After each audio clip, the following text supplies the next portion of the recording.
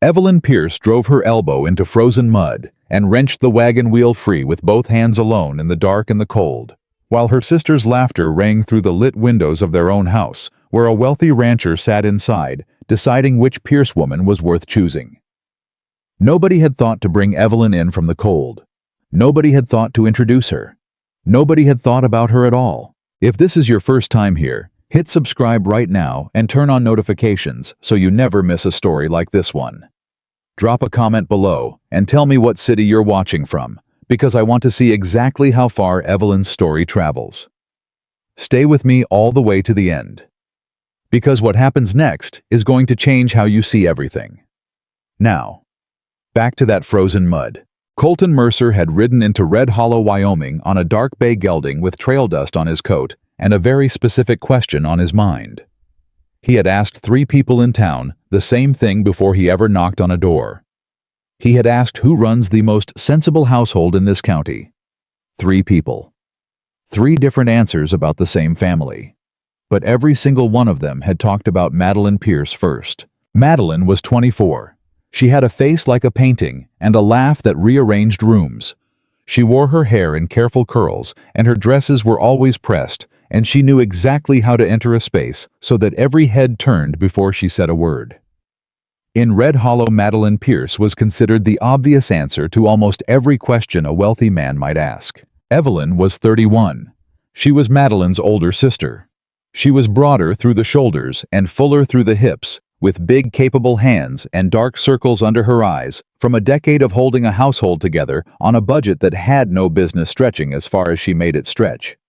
She braided her hair back and out of the way, because there was always something that needed doing, and hair in your face was a liability, not a decoration. People in Red Hollow knew Evelyn existed the way they knew a good fence existed. They were glad it was there. They never looked at it directly, and they never once considered who had built it. So when Colton Mercer rode up to the Pierce property that November evening and heard the party noise coming through the front windows, he followed a different sound around to the back. A grunt of effort. A heavy wet drag through frozen ground. The particular sound of someone working alone in the dark. He found Evelyn behind the house on one knee in the mud, resetting a wagon wheel by lantern light. She had her sleeves rolled to her elbows in the cold. She had the wheel seated on the hub, and she was testing the fit with one hand, spinning it, checking resistance, not satisfied yet. She found what she was looking for, picked up her mallet, and drove the pin home in 3 clean strikes.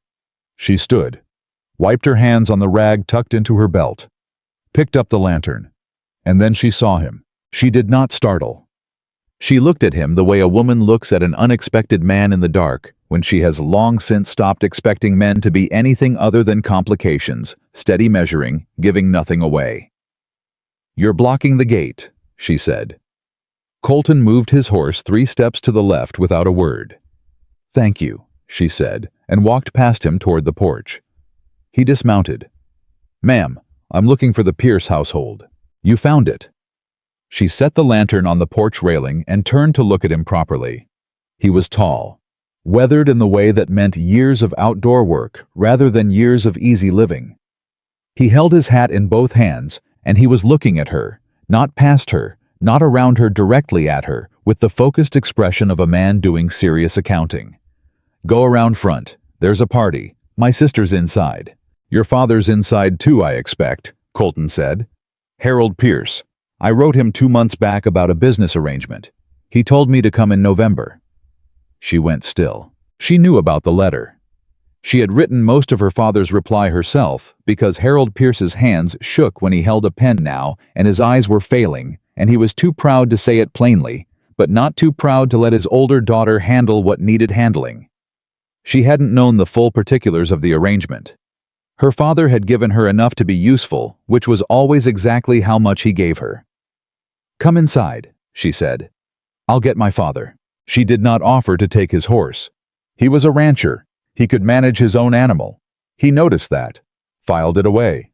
The Pierce house was warm and lit bright and smelled like apple cake and wood smoke. Evelyn had arranged the furniture 2 days ago specifically for this evening, angling the good chairs toward the fireplace, placing the lamp so the light fell most favorably across the sitting area, the way a woman arranges a stage. She was holding court near the hearth with 3 young men from town positioned around her like moths that hadn't figured out yet they were going to get burned. She was laughing at something one of them had said, her head tilting at the precise angle that made her eyes catch the firelight, and she was the most beautiful thing in the room without appearing to try, which was its own kind of work that nobody ever credited. Their father, Harold Pierce, sat near the window. His glass of cider had gone warm in his hand. His eyes were somewhere else entirely.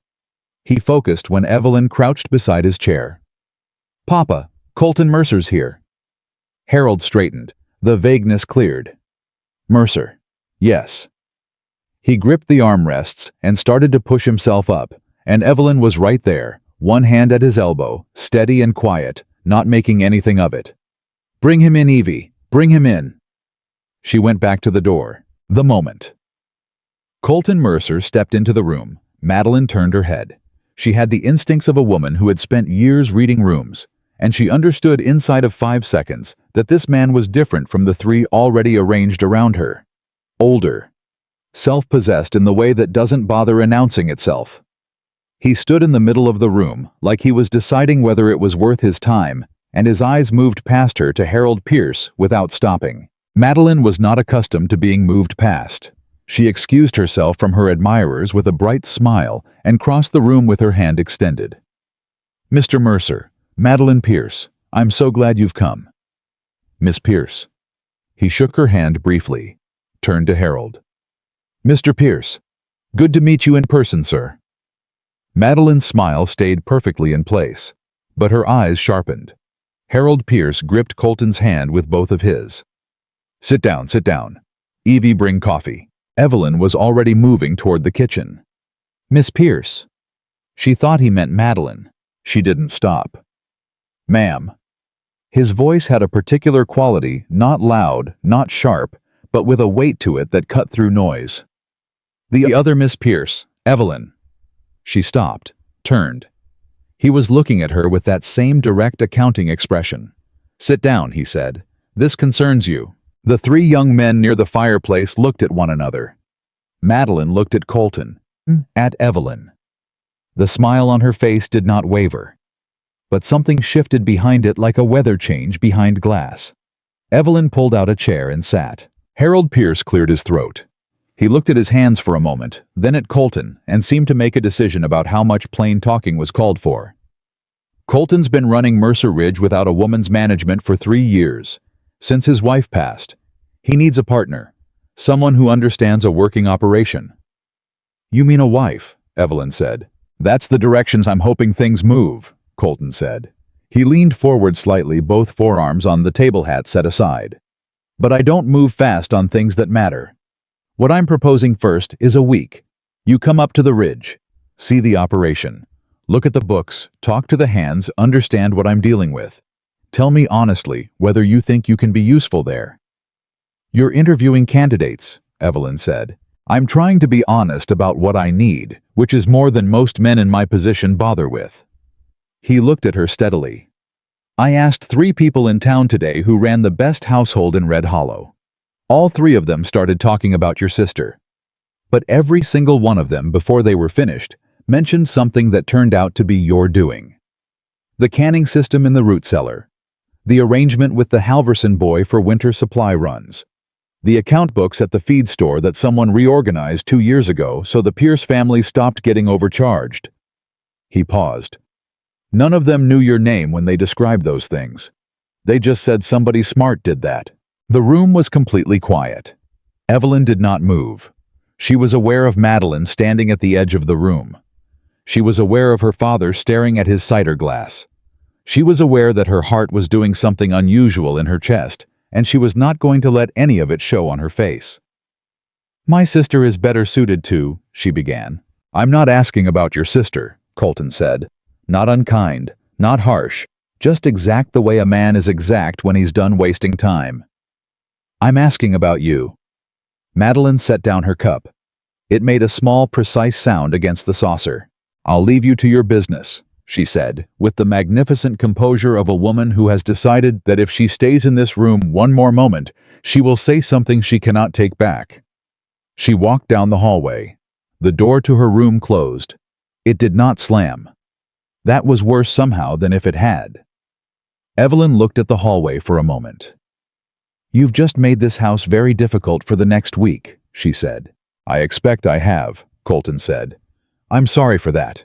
I'm not sorry for being straight with you." She looked back at him. This man who had ridden in from the cold and looked past everything everyone had told him to look at and found her behind the house in the mud. She didn't know what to do with that. She had no practice with it. "I'll think on it," she said. "That's all I'm asking," he said. He meant it. He didn't press. He turned back to Harold and asked about the lower grazing patterns, and the conversation moved on. And what surprised Evelyn, what she kept turning over in her mind for hours afterward, was that she was included, not as a courtesy, not as an afterthought. He asked her questions and listened to the answers, and when she corrected her father's recollection of a price from the previous spring, he nodded and adjusted his figures without any indication that being corrected by a woman was something he found remarkable. It should not have felt remarkable. It did. The guests left over the next hour. The three young men departed with their confidence rearranged. Harold fell asleep in his chair, and Evelyn covered him with the good wool blanket and turned the lamps down. Colton Mercer took his leave at the door. "I'm at the Red Hollow Inn through the week," he said, settling his hat. "When you decide." "I'll send word," she said. He nodded once and walked out into the dark. She stood in the doorway and watched him go the wind off the mountain, cutting straight through her dress. Then she went inside and started banking the fire, and Madeline appeared from the hallway wearing her nightgown with her arms crossed and her beautiful face doing the complicated work of containing everything she was feeling. "He didn't look at me," Madeline said. "I mean, he looked. It wasn't Evelyn, he looked through me." "Maddie, I had Mrs. Hartley alter my blue dress for tonight. I spent 2 weeks deciding what to talk to him about." Her voice was steady, and that steadiness was its own kind of pain. "I wasn't being vain. I genuinely thought everyone said Papa said. I know what Papa said. Then how is this fair?" The steadiness cracked just slightly, just at the edges. "You weren't even in the room. You were outside in the mud, and he asked for you." Evelyn set down the fire iron. She looked at her sister, this woman who was genuinely beautiful, genuinely hurt, who had spent her whole life being told she was the answer and had built herself around that belief until she didn't know who she was without it. "I don't know that I'm going," she said. "But you're thinking about it." "Yes," Evelyn said. "I'm thinking about it." Madeline was quiet for a long moment. Then she said very quietly, almost to herself, "What does he see that everyone else doesn't?" Evelyn didn't answer. She didn't have one. She went to bed and lay awake listening to the wind and thinking about a ridge above the tree line where winters were mean and a man waited to see what she was made of. She thought about what it would mean to go. She thought about what it would mean to stay. She thought about her father's failing hands and her sister's wounded pride and the wagon wheel she'd reset in the dark, without anyone asking her to, without anyone noticing, without anyone thanking her. She thought, this is my whole life, doing the necessary thing in the dark. And then she thought, if, just once, I did the necessary thing in the light. She rose before the house the next morning and did not mention Colton Mercer's name. She made breakfast and checked the animals and mended a section of south fence and helped her father through his morning. She moved through her ordinary life with ordinary efficiency. But underneath the ordinary surface, something had shifted slightly off its usual angle. Some weight she'd carried so long she'd stopped noticing it had moved. On the second day, Mrs. Carolyn Whitmore stopped her outside the general store. "I heard about the Mercer man," Mrs. Whitmore said, tilting her head at the particular angle she used when she had information she wanted to appear reluctant to share. "I heard he came calling on your family." "We had supper," Evelyn said. "I heard Madeline made quite an impression." Evelyn looked at her. "Did you?" She walked into the store. Behind her she heard Mrs. Whitmore say something to whoever was standing nearby. She did not slow down. She bought what she came for and left by the side door and walked home through the cold with her basket and her thoughts. Red Hollow had already constructed its version of events, which bore a passing resemblance to what had actually happened, and a very precise resemblance to what the town needed to believe. Madeline had impressed the rancher. Madeline was being considered. Evelyn had been there too, of course, in her usual capacity, doing her usual things, being useful in her usual invisible way. Let them talk. They always talked. What changed everything was the note. It arrived on the third morning, tucked under the back door so quietly she almost missed it. Not from Colton. From a woman named Ruth Caldwell, who ran the laundry at the edge of town and had approximately zero patience for anything that wasn't true. The note said, "I worked Mercer Ridge 3 winters back. If you want to know what you're walking into, come see me this afternoon. R. Caldwell." Evelyn went. Ruth Caldwell poured coffee without asking whether she wanted any, sat down across the table, and spoke without preamble. "He's a hard man," Ruth said. "Not cruel. Hard. There's a difference, and it matters. He runs a real operation, cattle hands, the whole thing, and he doesn't pretend it's something pretty." His wife understood that. Clara was her name. Practical woman. Could ride, could keep books, wasn't afraid of the mountain cold. Ruth wrapped both hands around her mug. She died of a fever in the second winter. Hit him bad. He didn't show it except in work, just worked harder, which meant the hands worked harder, which meant they all got through. But 3 years is a long time to run a place alone. "What's he actually looking for?" Evelyn asked. "Someone who can look at a broke fence and figure out whether it needs to be fixed now or can wait till spring without being told which answer is the right one." Ruth looked at her steadily. "Someone who doesn't need the same thing explained twice. Someone who argues when she's right and admits it when she's wrong and doesn't make either one into a scene." A pause. "You want me to keep going, or have you heard enough?" "Keep going," Evelyn said. "His hands are loyal, which means they'll resist a new woman on principle until she earns it, and she'll have to earn it through work, not charm. The house is clean, but it's a working house, not a comfortable house. That's a difference too. The winters above the tree line are genuinely dangerous. Not romantic dangerous, but actually dangerous, and he'll expect whoever is beside him to understand that and act accordingly." Ruth set down her mug. "He's not a man who does things for appearance. He came here because he asked around and people kept pointing him toward this family, and then he looked past the obvious thing and found the true thing." "Why are you telling me this?" Evelyn asked. Ruth looked at her for a long moment. "Because you'll talk yourself out of it if nobody tells you the truth. And the truth is that everything that place needs, you've already been doing here for free without credit for 10 years. She picked up her coffee again. "That man is not doing you a favor by asking.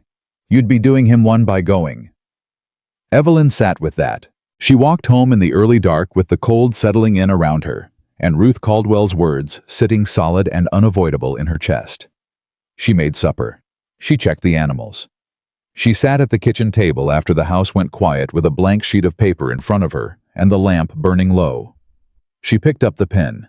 She wrote Mr. Mercer, "I'll come for the week. E. Pierce." She sealed it. She set it by the door for morning. She spent the next 2 days getting the household ready for her absence. She wrote out a full set of instructions for Madeline, organized by day, by task, by priority.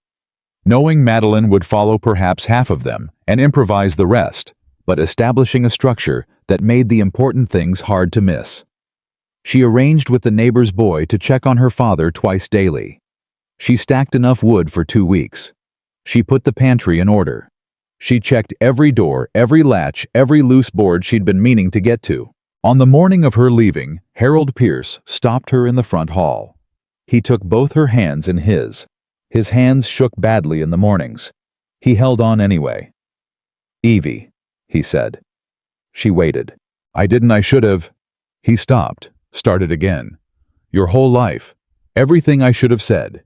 He looked at her with his failing eyes, and she could see him searching for words he had never learned to say, and was trying to say now at this late hour, in this cold hallway, before it was too late. "You're the best thing in this house. You always have been.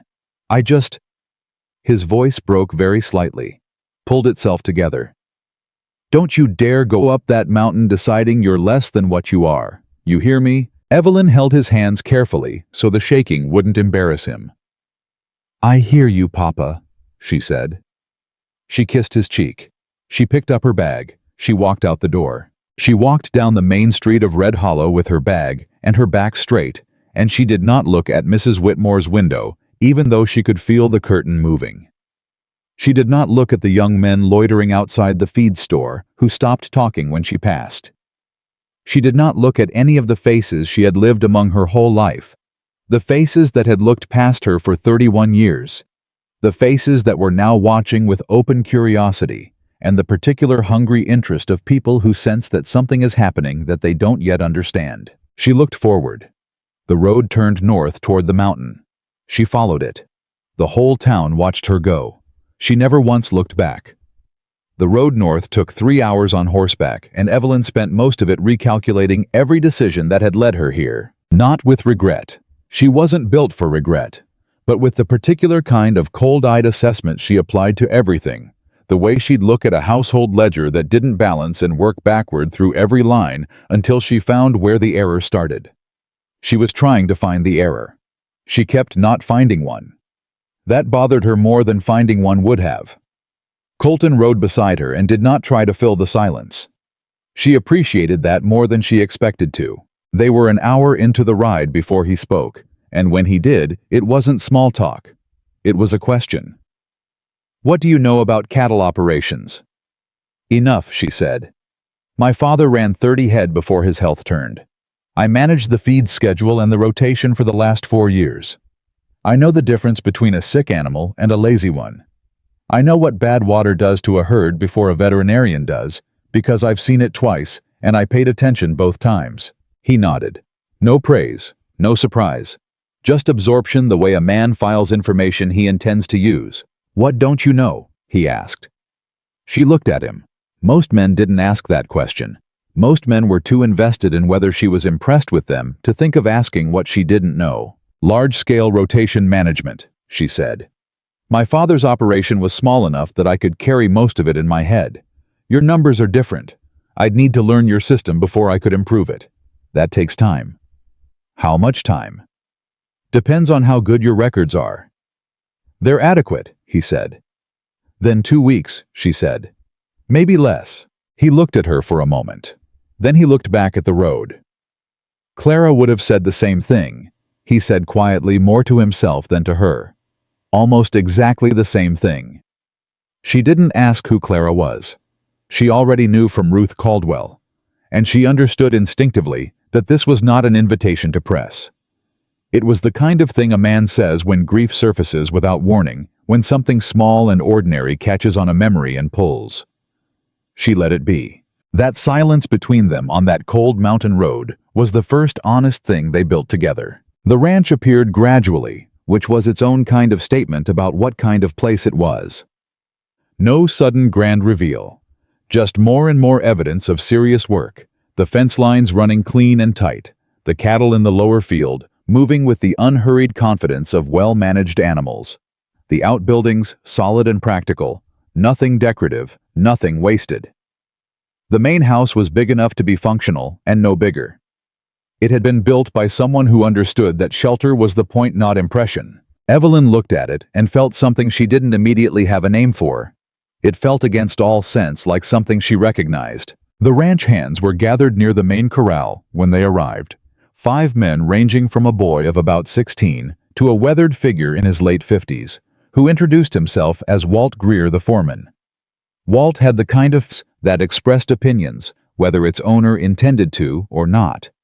And what his face expressed when Colton introduced Evelyn was a careful, courteous skepticism. "Miss Pierce," he said, shaking her hand with the precise amount of pressure that communicated respect without commitment.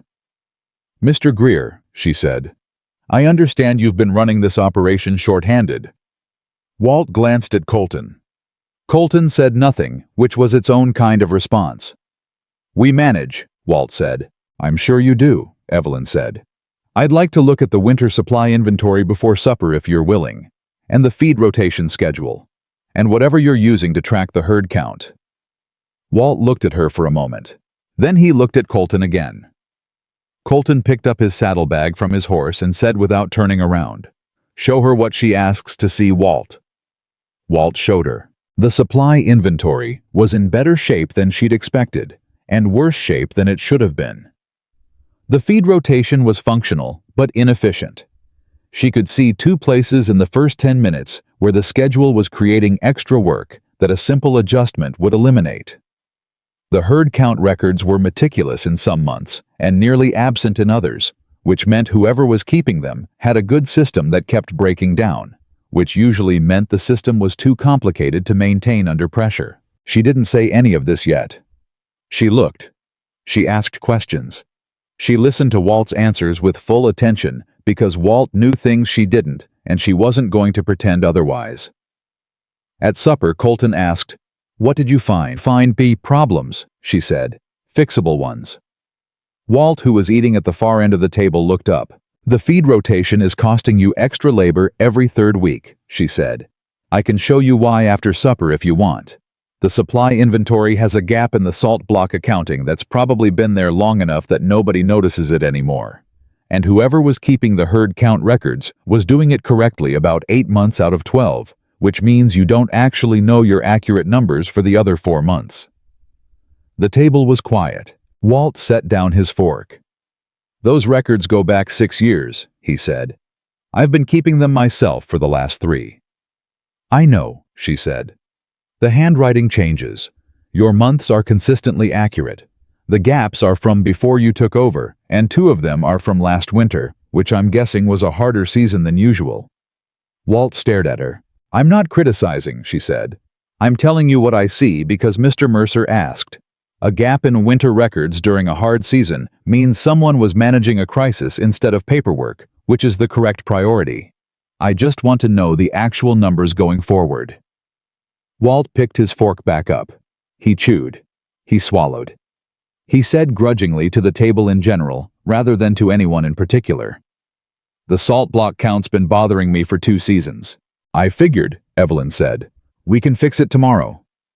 Colton said nothing during this exchange. He ate his supper, but she caught the slight shift at the corner of his mouth. Not quite a smile. Something quieter than a smile. Something that looked like relief. That night, in the small room at the back of the house, that had clearly been prepared for a guest, but hadn't been used as one in some time, Evelyn sat on the edge of the bed and wrote 2 pages of notes by candlelight. Systems. Problem. Questions she still needed answers to. She worked with the focused efficiency of someone who understood that a week was not long, and she intended to see everything. She did not write down anything about the way Colton Mercer looked when he said Clara's name on the road. She went to sleep at 10 and woke at 5 and went to work. That second day was when Walt Greer began reluctantly to revise his opinion. It started with the horses. Evelyn was in the barn before any of the hands because she always moved through the early morning like she was the only person responsible for making it happen. She was checking the feed situation when she heard a horse in the far stall moving wrong. Not injured wrong. Anxious wrong. The particular kind of restless shifting that meant an animal was on the edge of something and hadn't been noticed yet. She went to the stall. The horse was a gray mare, young, probably just past 3, and she was running a slight fever and favoring her left front, and had the bright, uneasy eye of an animal that hurt and didn't understand why. Evelyn went in without hesitation, talking quietly. Her movements slow and deliberate, giving the horse time to register that she wasn't a threat before she was close enough to matter. She had her hands on the mare's left leg when Walt appeared in the barn doorway. "That horse," he started. "She doesn't. She's got heat in this leg," Evelyn said without looking up. "How long?" Walt came into the barn slowly. "I noticed she was off yesterday. Was going to have a proper look this morning." "Does she have a name?" "Della." "Della," Evelyn said to the horse. The mare's ear flicked toward her. "Okay, sweetheart. Let me see what we're dealing with." She worked through it carefully. It wasn't a break. It was a soft tissue strain, probably from the frozen ground, probably been building for longer than yesterday. She knew the treatment. She'd dealt with it before on her father's smaller operation, and the principles didn't change with scale. She told Walt what she needed. He got it without arguing. They worked on Della together for 40 minutes. When they were done, and the mare was settling, Walt leaned against the stall wall and looked at Evelyn with the expression of a man actively updating his understanding of a situation. "You've done that before," he said. A few times, she said, checking Della's water. Most women who come up here. He stopped. Started differently. The last woman Mr. Mercer brought up to look at the place, 2 years back. She lasted one night, said the barn smelled. Evelyn looked at him. The barn smells like horses and hay and winter mud, she said. That's what barns smell like. Walt almost smiled. Yes, ma'am, he said. That's what I told her. By the third day, something had shifted in the ranch that Evelyn couldn't entirely account for. The hands had started nodding to her in the morning without being prompted. The youngest one, a boy named Pete, who couldn't have been more than 17, and who had been the most visibly suspicious of her arrival, had started appearing wherever she was working, not offering to help, but positioning himself close enough to watch the way young people position themselves when they're learning something and don't want to admit they're learning it. On the third evening, Colton found her in the supply room, reorganizing the salt block inventory. He stood in the doorway. You don't have to do this tonight, he said. I know, she said, not stopping. I want the numbers right before I look at the rest of the feed accounting. If the foundation's off, everything built on it is off. He came into the room and sat on a crate and watched her work for a moment. Walt says you handled Della better than most men he's worked with, he said. Walt is being generous. Walt is not generous, Colton said. Walt is precise. There's a difference. She almost smiled. Then I handled Della adequately. He said better than most men. She counted a stack, wrote the number, moved to the next. Della was scared and hurting, and she needed someone to be steady. That's not a skill. That's just paying attention. Colton was quiet for a moment. Then he said, Why did you stay in Red Hollow all those years? Running your father's house, looking after everything. You're clearly capable of more than that.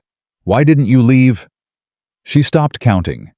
She set her pencil down on the ledger and turned to look at him, because this question deserved a direct answer, and she wasn't going to give it to a wall. Because somebody had to, she said.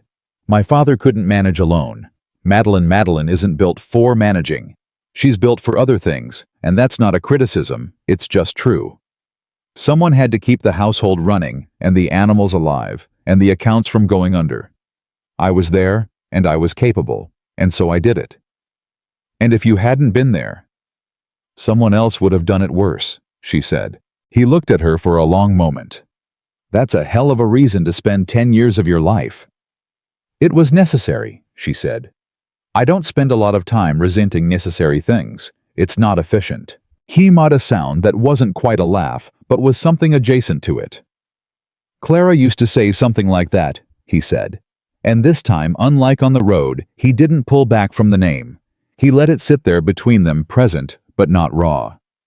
She used to say that there are things that need doing, and people who do them, and the people who do them are the ones worth knowing. Evelyn picked up her pencil. She sounds like she was a smart woman. The smartest I'd met, he said. Until recently. She wrote down the next number. Her handwriting was perfectly steady. She was proud of that. The fourth day brought the storm. It came in from the northwest with almost no warning. The way the worst mountain weather did a sky that was gray at noon and black by 3 and throwing horizontal snow by 4. Evelyn was in the far pasture with Pete checking on a section of fence the wind had been working on all week when the temperature dropped 10 degrees in 20 minutes and the snow started. Pete looked at the sky with the widened eyes of a boy who had not quite developed the instinct for when weather became danger. We need to get back, Evelyn said. The fence. We'll still be broken tomorrow, she said. Come on. They rode back through snow that was already accumulating and wind that wanted to push them sideways. Evelyn kept Pete in front of her where she could see him, which meant she took the worst of the wind at her back and arrived at the barn 20 minutes later, unable to feel her left hand, and not particularly concerned about it, because both horses were in and both riders were whole. Colton was in the barn when they came in. He took one look at Evelyn's hand and said, "Come inside." The horses need, Walt's horses, come inside. He said it the way a man says something he's not going to repeat, so she came inside. He wrapped her hand himself at the kitchen table with the focused practicality of someone who had dealt with cold injuries before and knew exactly what needed doing. His hands were large and rough and careful, and she sat across the table and watched him work and thought very deliberately about nothing at all, because thinking about something felt dangerous right now.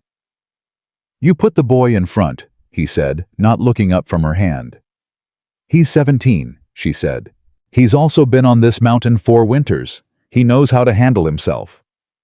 "He knows it intellectually," she said. "He doesn't know it in his body yet. There's a difference. And until he knows it in his body, someone should be behind him." Colton looked up at her. She looked back at him. He went back to her hand. "You're going to be stubborn about things like this," he said. It wasn't a question. "I'm going to be right about things like this," she said. "Whether that reads as stubborn depends on whose perspective you're taking." He almost smiled again. She was starting to be able to see where the smiles lived in his face before they arrived, a slight softening at the corners of his eyes, a fractional change in his jaw. Most people probably missed it. She didn't miss things. That night, the storm kept everyone inside, and the whole operation shifted inward, hands playing cards in the bunkhouse, the fire in the main house burning high, the mountain howling outside in a way that made the walls feel important. Evelyn sat at the kitchen table with the ranch ledgers, 3 months of them, while Colton worked at the other end of the same table on a letter he seemed to be writing very slowly. At some point, she said without looking up, "Your timber revenue from the northeast section is being undercounted." He looked up. "What?" "Here." She turned the ledger and slid it toward him, pointing to a column. "Whoever is this timber is paying per board foot. But your measurement records are using a board foot calculation that runs about 12% low, which means you've been charging 12% less than you're owed for," she checked the date, "at least 2 years. He stared at the numbers. She watched the moment he saw it, the slight stiffening, the jaw setting. "I've been meeting with that buyer twice a year for 2 years, he said. "He probably knows," she said, not without sympathy. "That kind of error doesn't usually happen by accident on the buyer's side." "Harlan Voss," Colton said. Not to her. To himself in a tone that carried something cold and controlled underneath it. "You know him. He's been buying our timber for 6 years. A pause. "Longer than Clara was here." "Then Clara likely didn't catch it either," Evelyn said. "It's a subtle error. You'd only see it if you were looking at the measurement methodology specifically, not just the totals." "How much?" he said. She'd already calculated it. She turned the ledger back to the correct page and showed him the number. He was quiet for a long time. 2 years, he said. "At minimum. I'd need to go further back to know for certain." He stood up from the table and walked to the window and stood looking at the storm outside. His back was to her, but she could read the line of it. The controlled anger, the recalculation happening underneath the particular stillness of a man deciding what to do with information that changes things. "Colton," she said. He turned. It was the first time she'd used his given name. They both registered it. "This is fixable," she said. "You have the records. You have the calculation evidence. When the storm clears, you ride to Voss, and you lay it out, and he either corrects it going forward with back payment, or you find a different buyer, and you make certain every person in the timber business within 50 miles knows why you made the change." He looked at her steadily. "Which would you do?" he asked. "Both," she said. "I'd give him the opportunity to make it right because that's fair. And then if he didn't take it, I'd make sure everyone knew because that's also fair." He nodded slowly. Then he came back to the table and sat down and pulled the ledger toward him and began reading through it with the focused, unhurried attention of a man who had just discovered he needed to understand something completely. They worked at that table until midnight side by side, and not talking much, the storm outside and the fire inside, and the ledgers spread between them, and it was the most natural thing Evelyn had felt in years. That was the 5th day's beginning, and everything that had been building quietly was about to break open. She was in the kitchen before dawn when Colton came in and sat at the table and said without preamble, "I need to tell you something." She set the coffee pot down and sat across from him. "I didn't come to Red Hollow looking for a wife," he said. She waited. "I mean, that's what I said. That's what I told your father. But that wasn't the whole truth of it." He looked at his hands on the table, those large, weathered, capable hands. I came because I've been running this place for 3 years and it's still running, and the cattle are healthy and the accounts are mostly right, and by every practical measure I should be satisfied." He paused. "And I wake up every morning in an empty house, and I go to bed every night in an empty house, and the practical measures don't. They're not enough. They haven't been enough for a long time." Evelyn said nothing. "I came because I was lonely," he said. "And that felt like a weak reason, and I dressed it up as a business arrangement because that felt more dignified. But you should know the real reason, because you've been honest with me since the moment I rode up to your gate, and you deserve the same." The kitchen was very quiet. The fire popped.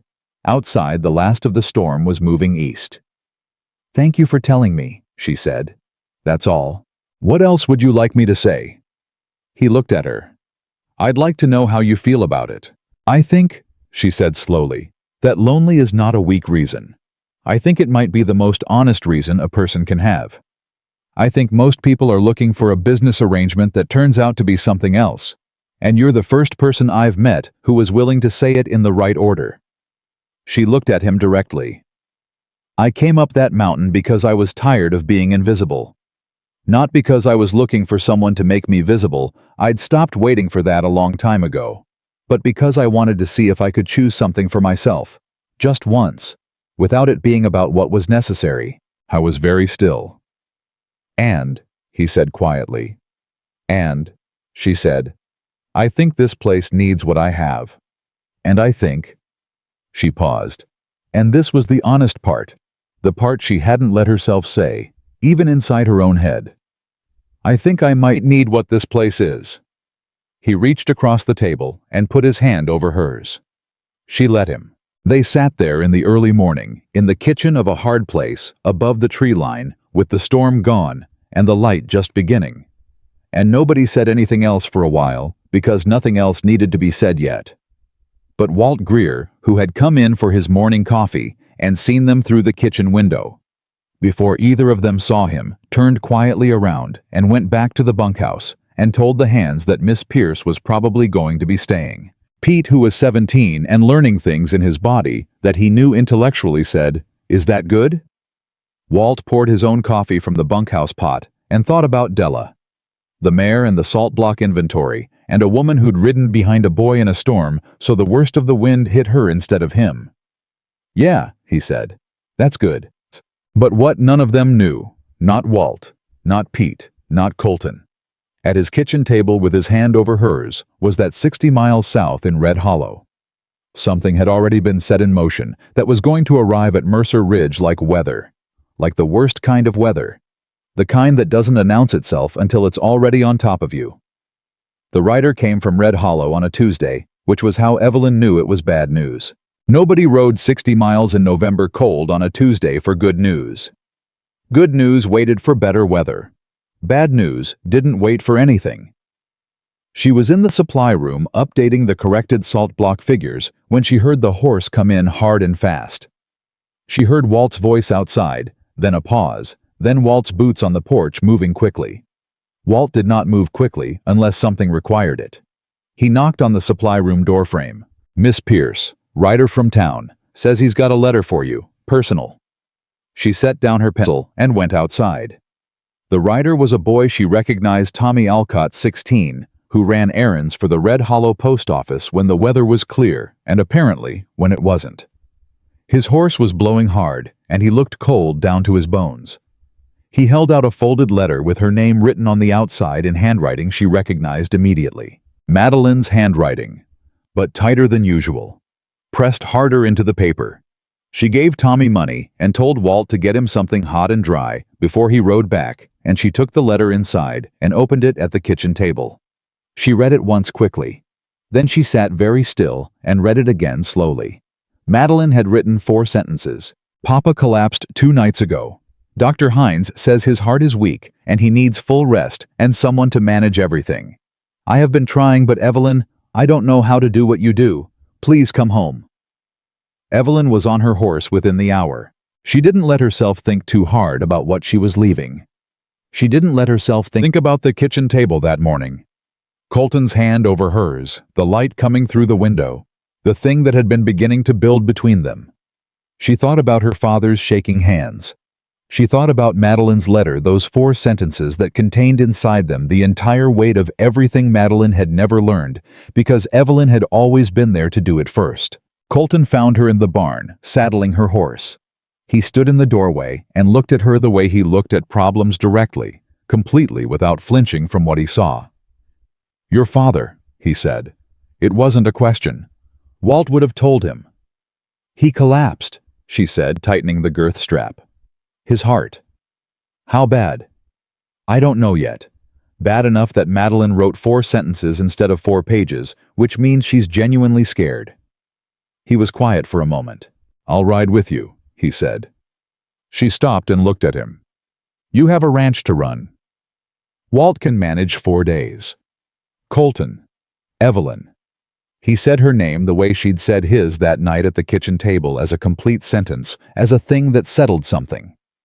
"Your father is sick. You're not riding 60 miles alone in November." She looked at him for a long moment.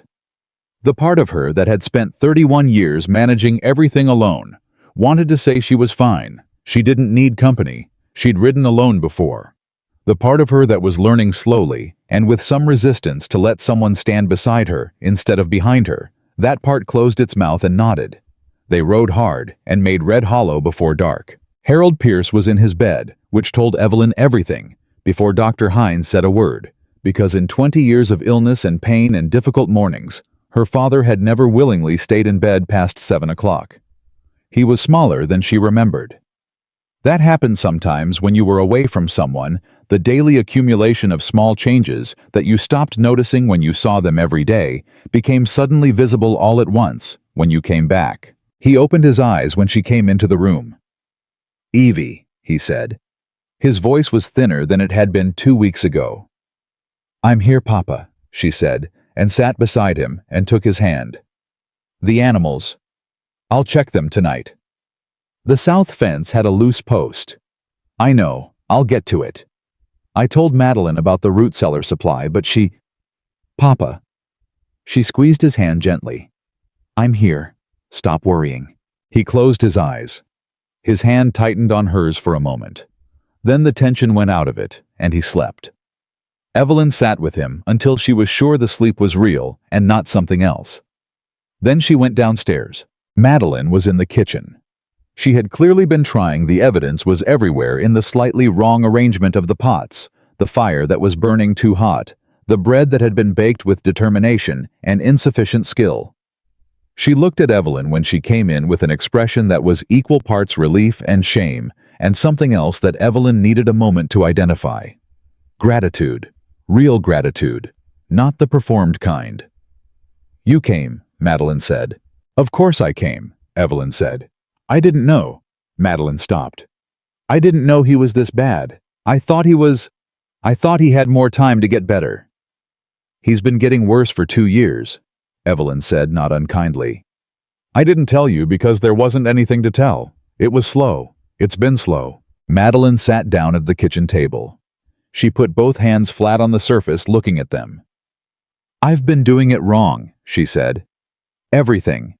I've been following your instructions, but I've been doing them wrong, and I know I have been, and I couldn't figure out how to ask because—" She stopped.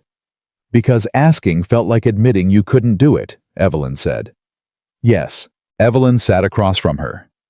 "Maddie, I couldn't do it either the first time. I learned by doing it wrong and then figuring out what right looked like."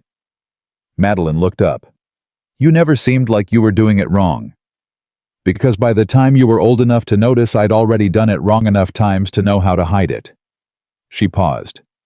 "That's not the same as being naturally capable. That's practice." Madeline was quiet for a moment. Then she said, "He's outside." "I know. Is it serious between you and—" "It's early," Evelyn said. "But there's something." She looked at her sister. "Yes," she said. "There's something." Madeline nodded slowly. She looked at her hands again. "He really didn't see me," she said. "Not like I'm not saying it to be difficult. I just genuinely could not understand it. I am accustomed to being seen." "I know. And I've been thinking about that." Madeline's voice was careful, like she was carrying something fragile. About why it bothered me so much. And I think... She stopped, started again. I think I've been trying to be chosen my whole life, and I've always been chosen. And I never thought about what happens after being chosen. What you're supposed to do once someone picks you. She looked at Evelyn. You've never tried to be chosen, have you? Evelyn was quiet for a moment. No, she said. I gave up on that a long time ago. And somehow that's what made him choose you. I don't think that's why, Evelyn said. I think he chose me because he needed someone capable of standing next to him. Not someone who needed him to tell her she was valuable.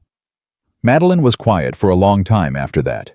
When Colton came in from seeing to the horses, Evelyn was already deep in the work of reassessing everything. The food stores, the animal situation, her father's medication schedule, the list of things that had slipped in the 2 weeks she'd been gone. Colton took one look at the organized chaos of the kitchen and sat down without being asked and said, "Tell me what you need," she told him. He did it. No performance, no commentary. Just a man making himself useful in a situation that needed useful things. Madeline watched this from the doorway of the kitchen and said nothing. But something in her expression had shifted. Something thoughtful and almost painful, the look of someone revising a long-held understanding. Dr. Hines came by the next morning. How was a compact, serious man who delivered information. The way Evelyn preferred information, delivered plainly, without the softening that turned into imprecision. He sat at Harold's bedside with Evelyn in the chair across from him and said, "His heart is working too hard for too little return. He needs rest, genuine rest, not the kind where a man lies in bed and worries about his fence posts. He needs someone managing the household completely, so he has nothing to manage. He needs specific diet adjustments, and I'll write those down. He could have years left if he treats this correctly." A pause. He could have considerably fewer if he doesn't. "He'll treat it correctly," Evelyn said. "He'll need to want to," the doctor said. "Men like your father are difficult patients. They don't like being looked after." "I know," she said. "I've been looking after him for 10 years. Dr. Hines looked at her over his glasses. "Then you know what I mean," he said. "You'll have to be firm with him, firmer than feels comfortable." "I've had practice," she said, after the doctor left. Evelyn sat in the hallway outside her father's room and let herself be still for 3 minutes. Just 3 minutes. That was all she could afford. She thought about Mercer Ridge. She thought about the ledgers spread across that kitchen table, the corrected timber calculations, the salt block inventory that finally balanced. She thought about Della the mare with the strained leg, the storm that had come in fast from the northwest, Pete's wide eyes when the temperature dropped. She thought about a hand over hers on a kitchen table, and the first morning light coming through the window. She thought about what she had been beginning to build up there. And then she put it down carefully, the way she put down heavy things, when she needed both hands for something else, and she stood up and went back to work. Colton found her that evening, mending the loose post on the south fence in the near dark, using the same lantern she'd used the night he arrived. He stood on the other side of the fence and watched her set the post with the focused familiarity of a man who has learned not to offer help she hasn't asked for. "You're going to stay," he said. She drove a nail and didn't answer immediately. "My father needs someone here," she said. "And Madeline." "Madeline is 24 years old," he said. "She is capable of learning." "She is," Evelyn said. "But she hasn't learned yet, and he can't wait for the learning curve. So that's it," he said, not angry, just looking at the thing directly the way he looked at everything. "You came off the mountain, and now you're back to where you were." "That's not..." She stopped, set down the hammer, turned to face him properly over the fence. "It's not the same. I'm not staying because there's no other option. I'm staying because my father is sick, and my sister genuinely needs help, and those things are real, and they matter." "I know they're real," he said. "I'm not arguing they're not real." He looked at her steadily. "I'm asking if those things are the only reason." She held his gaze. "I'm scared," she said, which was not the kind of thing she said easily or often. "I'm scared of what's up on that mountain. Not the work I can do. The other part. The part at the kitchen table that morning. Why? He said. Because I don't know how to trust it, she said.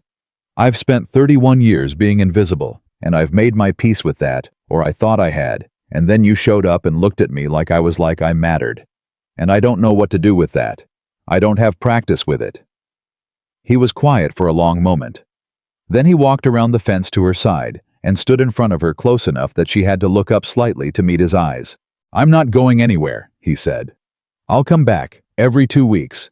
I'll make sure your father has what he needs from the ranch. We can work out the supply lines, the winter provisions, whatever he's short on. He paused. And I'll court you properly. The way a man is supposed to. Not a week's audition on a mountain. Properly. She stared at him. You'd ride 60 miles every 2 weeks. I'd ride considerably more than that, he said, for considerably less return. She felt something crack open in her chest that had been closed for a very long time. That's... She stopped, tried again. That's not a practical arrangement. No, he agreed. It's not practical at all. She almost laughed, something close to it, something that felt in its own way like the beginning of laughing. All right, she said. All right, he said. They stood there in the dark, with the lantern between them, and neither of them said anything more, because neither of them needed to. What happened 3 days later was something neither of them had seen coming. It came in the form of a man named Gerald Whitfield, who arrived at the Pierce house on a Thursday morning with a leather satchel and a pair of expensive boots that had never once been in actual mud, and a smile that was doing a great deal of work covering a great deal of something else. He asked for Harold Pierce. Evelyn told him Harold Pierce was resting and not available for visitors. He handed her a card. It read, Gerald Whitfield Land and Property Acquisitions, Denver, Colorado. I only need a few minutes, he said pleasantly. It's a business matter. Quite favorable to your family, I think you'll find. She looked at the card. She looked at him. She did not particularly like what she saw, and she had learned over the years to take that instinct seriously. My father isn't well, she said.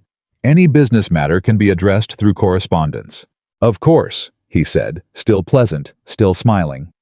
Though these things tend to benefit from a face-to-face conversation, particularly when time is a factor.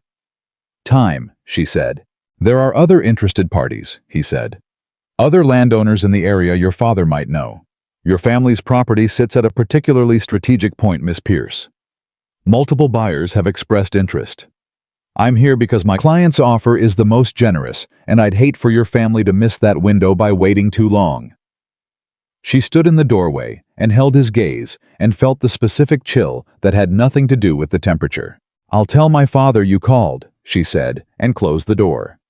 She stood in the front hall with Whitfield's card in her hand and thought. Then she went to find Colton, who was in the barn with Walt. Colton had brought Walt along on this visit, partly for the extra pair of hands and partly because Walt had turned out to be useful in ways that extended beyond the ranch itself. She told them both what Whitfield had said word for word, the way she repeated things precisely without editorial. Colton's expression didn't change, but his jaw set. Strategic point, he said. That's what he said. Do you know what's strategic about your father's property? He asked. The water rights, Walt said before Evelyn could answer. Both of them looked at him. He shrugged. I grew up 30 miles from here. The Pierce land borders the east fork of the Callaway Creek. That's the main tributary feeding into the lower valley grazing land. Whoever controls that water controls where cattle can run for 20 miles in any direction. Evelyn had not known this. She should have known it. She went back over it in her mind, the eastern fence line, the creek, the way certain neighbors had always been particularly interested in maintaining good relations with her father, even when those relations didn't seem to serve any obvious purpose. She went back over it and felt the particular cold fury of someone who realizes they've been managing something for years without understanding its full value. Whitfield's client, Colton said. Did he say who? He did not. He wouldn't, Walt said. Not first visit. Colton looked at Evelyn. I need you to think carefully, he said. In the last year, anyone who's approached your father about the land, anyone who's been particularly friendly when they had no particular reason to be. She thought. The name came to her in pieces, the way true things sometimes did, not all at once, but in accumulation, one detail pulling another until the shape was clear. Harlan Voss, she said. Colton went very still. He came to supper twice last spring, she said, speaking slowly, following the thread. He said he was expanding his timber business and was interested in establishing better relationships with neighboring landowners. My father thought he was just being sociable. I thought... She stopped. I thought it was a little deliberate, but I didn't know what he wanted, so I couldn't name it. You know what he wants now, Colton said. The water rights, she said. And the timber on the eastern section. She looked at him. He's been undercounting your timber revenue for 2 years. He's been cultivating my father. And now he's sent someone here with a satchel and a smile. That's a lot of connected lines, Walt said carefully. Yes, Evelyn said. It is. Colton stood up from the crate he'd been sitting on. He had that stillness that she'd learned was the most focused version of him. Not the stillness of inaction, but the stillness of a man who had made a decision and was now simply working out the sequence. We need your father's land records, he said. Every deed, every survey, every water rights document he has, tonight. I know where they are, she said. He keeps them in the locked box under the bed. I've had the spare key since he got sick. Good. He looked at her. Evelyn, this is bigger than Whitfield. Voss has money, and he has patience, and he's been planning this longer than we've known about it. Your father's property is not the only piece he's after. It's the piece that makes the other pieces work. What other pieces? She said. I'm guessing, he said. Mercer Ridge borders the North Fork of the same system. If Voss controls the East Fork through your father's land and the North Fork through mine or through what used to be mine. He stopped. She understood immediately. He's not just after water rights. He's building a monopoly on water access for the entire valley system, which would let him set the terms for every cattle operation in the region, Walt said. His voice had gone flat and hard. Every rancher within 40 miles would either pay Voss's price or move their cattle. The three of them stood in the barn and let that sit for a moment. How long has he been working on this? Evelyn said. Long enough, Colton said. Long enough that he was patient about the timber money, because that wasn't the real play. The timber was just a way to keep a relationship going. The real play is the water. She took the key from the cord around her neck where she kept it. I'll get the documents, she said. She went upstairs and eased open her father's door. He was sleeping, thank God. She knelt beside his bed and pulled out the locked box without waking him and took it to the kitchen table. Inside she found everything she'd hoped and one thing she hadn't. The deed. The water rights survey dated 1871, clear and complete. The property boundary documents. All of it in order, all of it legitimate, all of it exactly what she'd expected. And then beneath everything else, a folded letter she had not known existed. She opened it. It was dated 6 weeks ago. It was from Harlan Voss. It was addressed to Harold Pierce.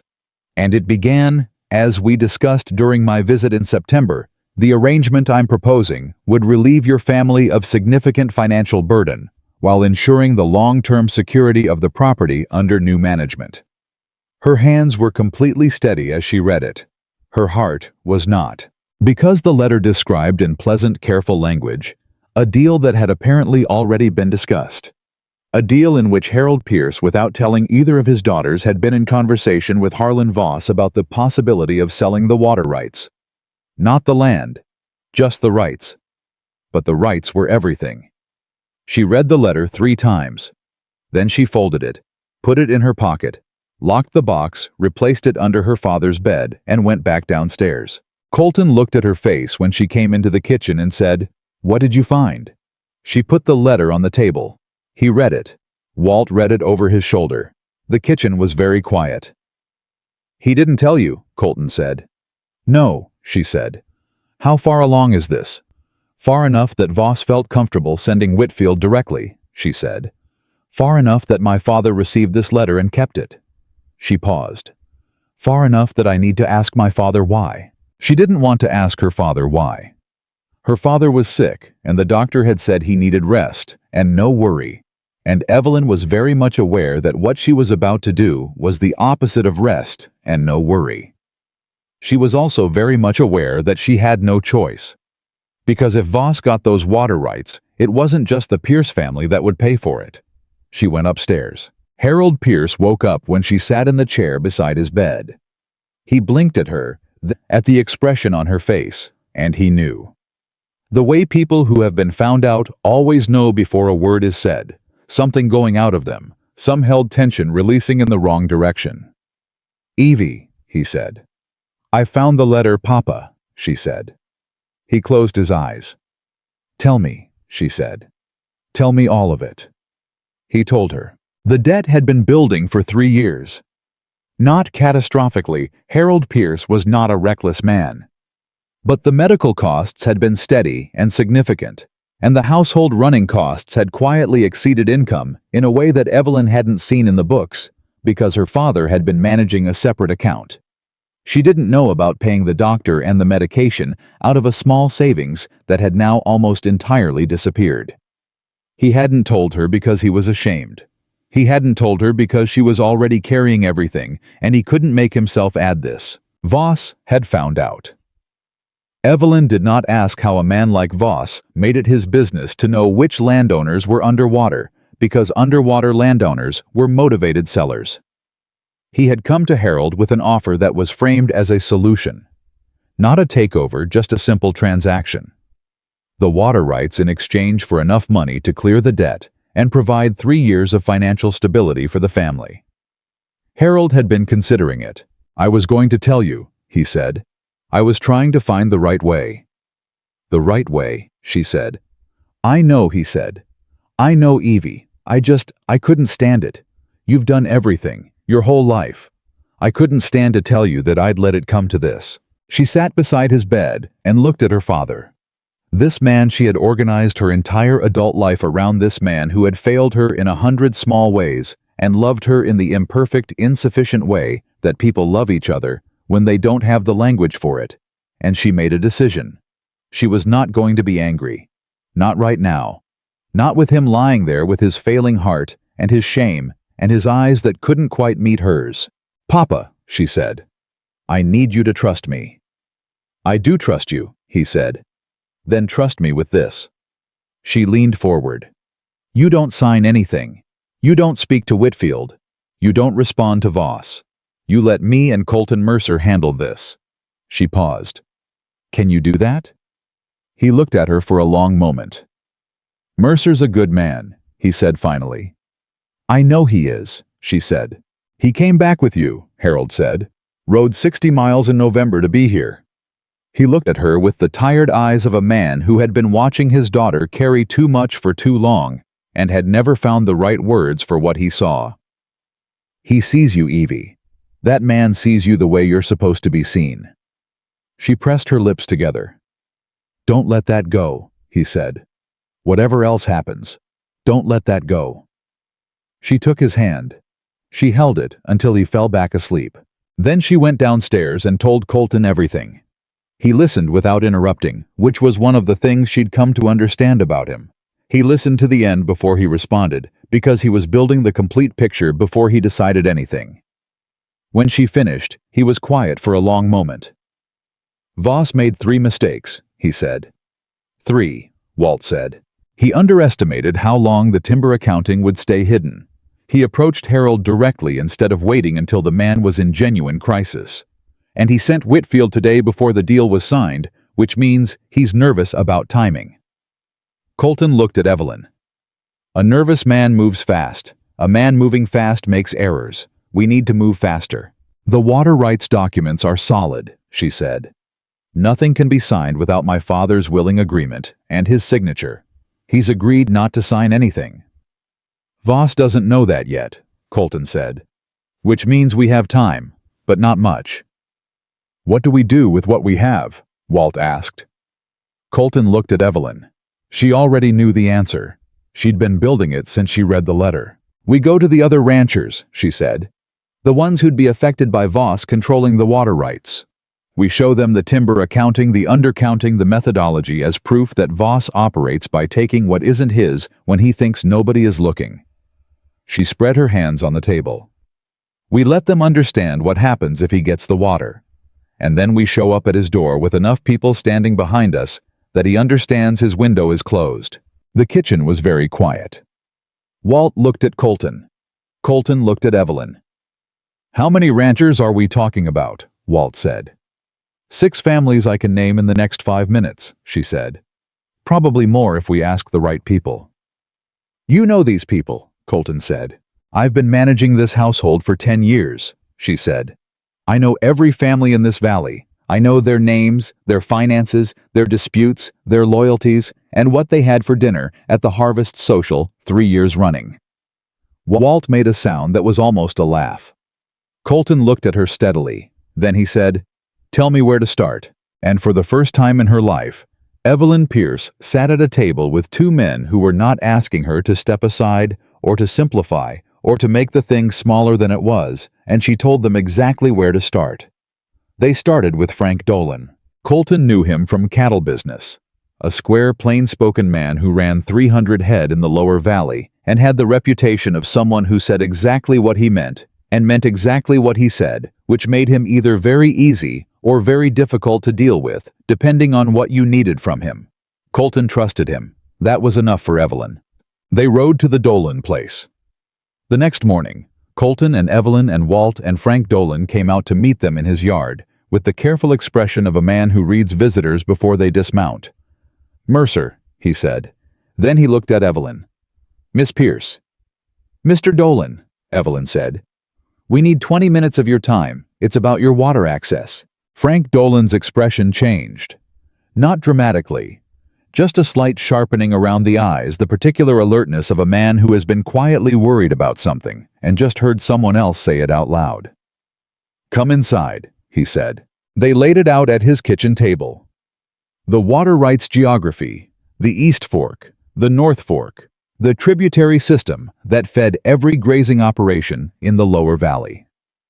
The timber accounting discrepancy with the actual figures, the actual methodology, the actual numbers that demonstrated how Harlan Voss operated when he believed he wasn't being watched. The letter to Harold Pierce, which Evelyn had brought in her coat pocket, which she set on the table and let Frank read in silence. Frank read it twice. He set it down. He looked at the wall for a moment. How close is he to getting it? Frank said. Close enough that he sent someone to the Pierce house 3 days ago, Colton said. We stopped it, but he'll try again. And if he gets the East Fork water rights, Frank said, combined with what's on the north side. Mercer Ridge borders the North Fork, Colton said, which Voss has also approached me about, twice in the form of timber partnership proposals. I didn't understand what he was building toward until Evelyn found the letter. Frank looked at Evelyn. You figured this out. I found the letter, she said. Colton understood the geography. Walt knew the water system, between the 3 of us. Frank nodded slowly. It was the nod of a man recalibrating. My east pasture runs right along the Callaway Creek lower branch, he said. If someone controls the upper rights, they control my access. I've always known that theoretically. I just never thought anyone would actually try. Voss is patient, Walt said. He's been working on this for at least 2 years that we can document, probably longer. Who else does he approach? Frank said. That's why we're here, Evelyn said. We need to know who else has been contacted, who else has received visits from men with leather satchels and expensive boots who talk about favorable arrangements. Frank was quiet for a moment. Then he said, Jim Calloway. About 6 months back. A man came out to his place. Jim mentioned it at the feed store, said some Denver buyer was interested in his east section. Jim thought it was just land speculation, didn't think much of it. Jim Calloway's east section, Walt said. That borders the creek tributary feeding the South Range, Frank said. Yes. He stood up from the table.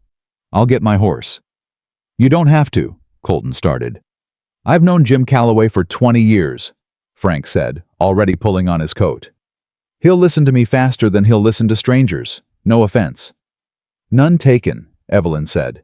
There were 4 of them riding to the Calloway place, and 6 of them riding to the Hendersons after that, and by the time the sun was directly overhead, they had collected 8 ranchers in Frank Dolan's barn, sitting on crates and upturned buckets, and one good chair that Frank had brought out for Harold Pierce's daughter without making a thing of it. Evelyn stood in front of them and laid it out. Not with drama, with numbers, with documents, with the timber accounting spread across a board so every man in that barn could see exactly what Harlan Voss had been doing to Colton Mercer's operation for 2 years and understand precisely what that implied about what he would do to all of them, given the opportunity. The barn was very quiet while she talked. When she finished, a man named Hector Reyes, who ran cattle on the western slope, and had the particular stillness of someone who makes decisions carefully and completely, before speaking said, "What do you propose?" "3 things," Evelyn said. "First, every man here who has been approached by Whitfield, or by anyone representing Voss, stops all communication immediately and puts nothing in writing without legal review. Second, we document every approach, every visit, every letter, every conversation, and we compile it together, because individually, these look like routine business inquiries, and collectively, they look like a coordinated scheme." She paused. "Third, we go to Voss directly, all of us, together, and we make it clear to him that his window is closed and the cost of pressing further is considerably higher than anything he stands to gain." The men looked at each other. Frank Dolan said, "Before he can send Whitfield back to my father," Evelyn said, "which means within the week." Another quiet moment. Then Hector Reyes said, "I'm in." And that was the one that mattered, because 3 other men immediately said the same thing, and the remaining 2 took about 30 seconds longer and then said it too. 8 families, 8 operations, 8 sets of water rights that Voss needed to make his plan work, and all 8 of them now sitting in Frank Dolan's barn, understanding exactly what that plan was. Colton caught Evelyn's eye across the barn. She looked away before he could make it into something. There was still too much to do. What she did not account for riding back to the Pierce house that evening was Madeline. Madeline was waiting on the front porch when they rode in. She had her coat on and her arms crossed, and an expression that Evelyn had not seen on her sister's face in a very long time, focused and serious and stripped of the performance that Madeline usually wore the way other women wore jewelry. "Whitfield came back," Madeline said. Evelyn was off her horse before the word back was finished. "What did you tell him?" "Nothing. I told him Papa was sleeping and we weren't receiving visitors." Madeline's chin came up slightly. "I told him in a tone that made it clear visiting again would be a waste of his time." Evelyn stared at her sister. "He left a card," Madeline said, holding it out. "He said the offer has a deadline, end of the month." Colton took the card, read it, handed it to Walt. "Good," Evelyn said. Madeline blinked. "Good. A deadline means he's nervous," Evelyn said. "A nervous man makes errors." She looked at her sister properly. "You did well, Maddie." Something moved across Madeline's face, surprise, and then something that wasn't quite pride, but was adjacent to it. The look of someone who had done something competent and been told so plainly and hadn't known how much they needed to hear it. "I was very polished," Madeline said. "The kind of polished that means the opposite of what it looks like." She paused. "I know that kind. I've spent my whole life around that kind." Evelyn nodded. "I know you have." "I want to help," Madeline said. "With whatever you're doing. I don't know the ranching side of it, but I know people. I know how they present themselves versus what they're actually doing. I've been studying that since I was 15. Evelyn looked at her for a long moment. Colton said nothing. Walt said nothing. Both of them understanding, she thought that this was not their conversation. "All right," Evelyn said. "I'll tell you everything tonight, and we'll figure out where you fit." Madeline nodded. She went back inside. Colton looked at Evelyn. "She's different," he said quietly. 2 weeks of managing a sick father and a house she doesn't know how to run will do that," Evelyn said. "So will watching her sister," Colton said. She didn't answer that, but she didn't dismiss it either. The thing she hadn't told any of them yet was the second piece she'd found. Not in her father's lockbox, she'd already laid that on the table. But in her own memory, in the slow accumulation of the past few days, in conversations half heard and details half noticed that had been rearranging themselves in the back of her mind while she focused on the more immediate crisis. She found it that night, sitting at the kitchen table after everyone had gone to bed. She had asked herself early on how Voss had known about her father's financial situation. The answer she'd given herself was that a man like Voss made it his business to know which landowners were underwater. That was true as far as it went. But there was a more specific answer. She pulled out the household ledger, not the one her father kept, the one she kept, the one she'd been maintaining for 5 years. She went back through it. The medical payments, the dates, the amounts. She cross-referenced them against the records in the family's public account at the Red Hollow Bank, which she had access to because she'd been managing it for 3 years. Someone had been making inquiries at the bank. Not Voss directly, someone on his behalf. The bank manager, a man named Chester Pruitt, who Evelyn had dealt with for years, had mentioned 6 months ago, casually, that there had been some interest from a Denver firm in local property values. He'd mentioned it as small talk. She'd filed it and moved on. Chester Pruitt had access to account information. Chester Pruitt was the kind of man who was always slightly too well dressed for his salary. Chester Pruitt had, now that she thought about it, been particularly solicitous toward her father over the past year in a way that had read as kindness at the time. She wrote his name at the top of a clean sheet of paper. Then she wrote Whitfield below it. Then Voss at the top with a line connecting them all. She looked at the diagram. Voss had not just been patient. He had been thorough. He had built a network of information, local people, local connections. People her father trusted to identify the exact right moment to move, which meant he had help in Red Hollow itself. She sat with that for a long time. Then she went and woke Colton. He answered his door fully awake, which told her he hadn't been asleep either. She handed him the sheet of paper without preamble. He looked at it for 30 seconds. Chester Pruitt, he said. He had access to the account records, she said. He would have known exactly when the savings started running low. And he's been... She described the solicitousness, the small-talk mention of Denver interest, the too good clothing. Colton looked at the diagram. If Pruitt is feeding Voss information about local finances, Voss isn't just targeting your father. He's targeting anyone whose account shows vulnerability. Which means we need to know who else Pruitt has been watching, she said. Jim Calloway, Colton said immediately. He mentioned a hard year last spring, said the bank had been helpful about extending his operating credit. He paused. Helpful banks aren't helpful for free. They looked at each other across the doorway in the dark.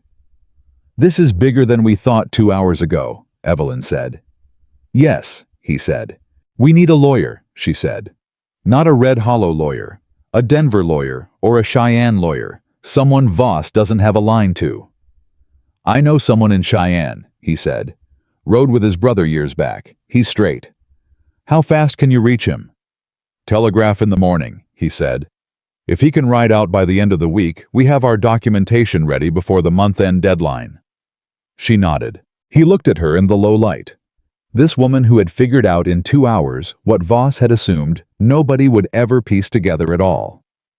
Evelyn, he said. I know, she said. We handle it. That's not what I was going to say. She waited. I was going to say, are you all right? The question caught her off balance, which wasn't easy to do. She managed most things from behind a surface that didn't reveal what was happening underneath, and she managed it consistently and well. But that question asked plainly at midnight after the day she'd had it got through the surface. I don't know yet, she said honestly. My father kept something from me that I should have known. A man has been building a scheme that would have destroyed multiple families, and he was doing it for years, and nobody saw it. And she stopped. He said. And I almost missed it, she said. The letter was under everything else in the box. If I'd only looked at the top documents and been satisfied, I would have missed it completely. But you didn't, he said. But I almost did. Evelyn. He said her name quietly, precisely the way he said everything. Almost doesn't count in the direction you're applying it. You found it. You built the connection to Pruitt in one evening. You've organized 8 ranchers in one day. almost doesn't enter into it. She looked at him for a moment. I'm not accustomed to someone saying that to me, she said. I know, he said. Get accustomed to it. She almost smiled. Good night, Colton. Good night, Evelyn. She went back to her room and slept 4 hours and woke up ready. The telegram to Cheyenne went out at 7 in the morning. The response came back by noon, Daniel Marsh, attorney, arriving Thursday by train. Colton had described the situation in 12 words, because that was how telegrams worked, and Daniel Marsh's response had been 4 words. On my way. Bring documents. That was a good sign. What was not a good sign was what Walt found Wednesday morning. He came into the kitchen where Evelyn was going through the compiled documentation, every rancher's account of every contact with Whitfield or Voss, organized chronologically cross-referenced against the water rights geography, and he set a piece of paper on the table in front of her without saying anything first. It was a notice, filed with the Red Hollow County Recorder's Office. Dated 2 days ago, which meant Voss had filed it the morning after Whitfield's second visit, the one Madeline had turned away. It was a formal notice of intent to acquire water rights on the eastern Callaway Creek tributary, filed under a corporate name Evelyn had never heard. Clearwater Land and Resource Management, Denver, Colorado. Not Voss's name. Not Whitfield's name. A corporate name, which meant that even if they proved Voss's connection to the timber fraud and the Pruitt information feeding arrangement, the water rights acquisition was being handled through a separate legal entity. He had been more careful than she'd given him credit for. He filed this the morning after Whitfield was turned away, Walt said, which means he was already planning this in parallel. The visit to your father wasn't the only play. It was the visible play. This was the real move. Evelyn read this notice twice. What does this actually accomplish? She said. It's a notice of intent, not a completed transaction. The water rights still belong to my father. For now, Walt said. But if this notice goes unopposed, and your father then sells the rights even willingly, even at fair price, the transaction looks clean. The corporate name insulates Voss from the fraud connections. He doesn't need to force anything. He just needs your father to sell, and the rest disappears into paperwork. She sat with that for a long moment. He's not trying to steal it, she said slowly. He never was. He's been building circumstances that make selling feel like the reasonable choice. The debt pressure, the friendly bank manager, the generous offer, the deadline. He's been engineering inevitability. She looked up at Walt. He's not a thief. He's a stage manager. Walt nodded. And stage managers are harder to prosecute than thieves. Not impossible, she said. Harder. She picked up the notice and stood up. I need to see my father. Harold Pierce was sitting up in bed, which was progress. His color was better than it had been, and his eyes were clearer, and he looked at Evelyn when she came in with the alert attention of a man who has been lying still long enough that his mind had been working overtime. Evie, he said. Sit down. I want to talk to you. I want to talk to you too, she said. But you go first. He looked at her for a moment. I made a mistake, he said. Not just the letter, not just talking to Voss without telling you. The whole last 2 years. Every time I chose to handle something without you, because I didn't want you to see how bad it had gotten. He stopped. I've been so proud of what you've built in this house. So proud of how capable you are. And I let that become an excuse for not protecting you from things you should have known about. Because you would have handled them. And if you'd handled them, that meant I wasn't. He met her eyes. That was wrong, Evie. I chose my pride over your information. And you almost paid for it. Evelyn sat very still. Almost, she said. Almost, he agreed. Because you're smarter than my mistakes. She reached over and put her hand over his. His hands were steadier today than they'd been in weeks. The rest had done something real. Papa, she said, I need you to understand something. Tell me. Voss filed a formal notice of intent with the county recorder, she said. She watched his face while she said it. 2 days ago. It's through a corporate name, Clearwater something, but it's him. And it means that even with everything we're building against him, if you sign anything, any document, any agreement, it becomes significantly more complicated to unwind. Harold's jaw tightened. I won't sign anything. I need you to mean that even if someone comes to you directly, she said. Not Whitfield. If Voss comes himself, if he comes with papers and a pen and a number that sounds like it solves everything you send for me before you touch the pen. I promise you, he said. On your word, she said. On my word, he said. She nodded. The lawyer from Cheyenne arrives tomorrow, she said. His name is Daniel Marsh. He's going to need to talk to you. It'll be tiring. I'll manage, Harold said. You'll rest properly, and then you'll talk to him, she corrected. Not the other way around. He almost smiled. You sound like your mother, he said. It came out soft and a little surprised the way things do when memory arrives before you've planned for it. She squeezed his hand and left him to sleep. Daniel Marsh arrived on Thursday's train, and he was nothing like what Evelyn had expected, which was her own fault for expecting anything. He was younger than she'd imagined, 35 at the outside, slight and dark-haired, with the quick, darting attention of someone who processes information fast and trusts his first read. He shook her hand like he'd been shaking women's hands at business meetings his whole life and saw nothing unusual about it. He spent 2 hours with the documentation. He asked precise, rapid questions. He wrote things down in a cramped shorthand that only he could read. He did not tell them what he thought until he was finished, which took the full 2 hours, and then he sat back in his chair and said, The timber fraud is provable. The Pruitt connection is circumstantial, but worth pursuing if we can get Pruitt's correspondence with the Denver firm, which a subpoena would accomplish it. Stops being circumstantial fast.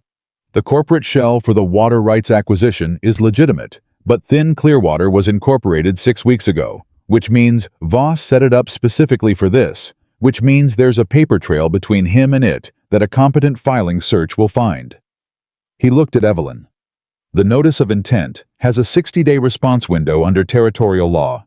You're in week 1. You have time. What do we file? Colton asked.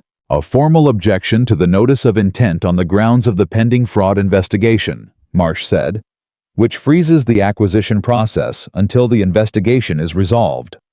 Simultaneously, we file a complaint with the Territorial Land Office regarding the timber accounting discrepancy that gets Voss's business practices on official record, which affects the credibility of any claim he makes about the water rights acquisition being a legitimate transaction.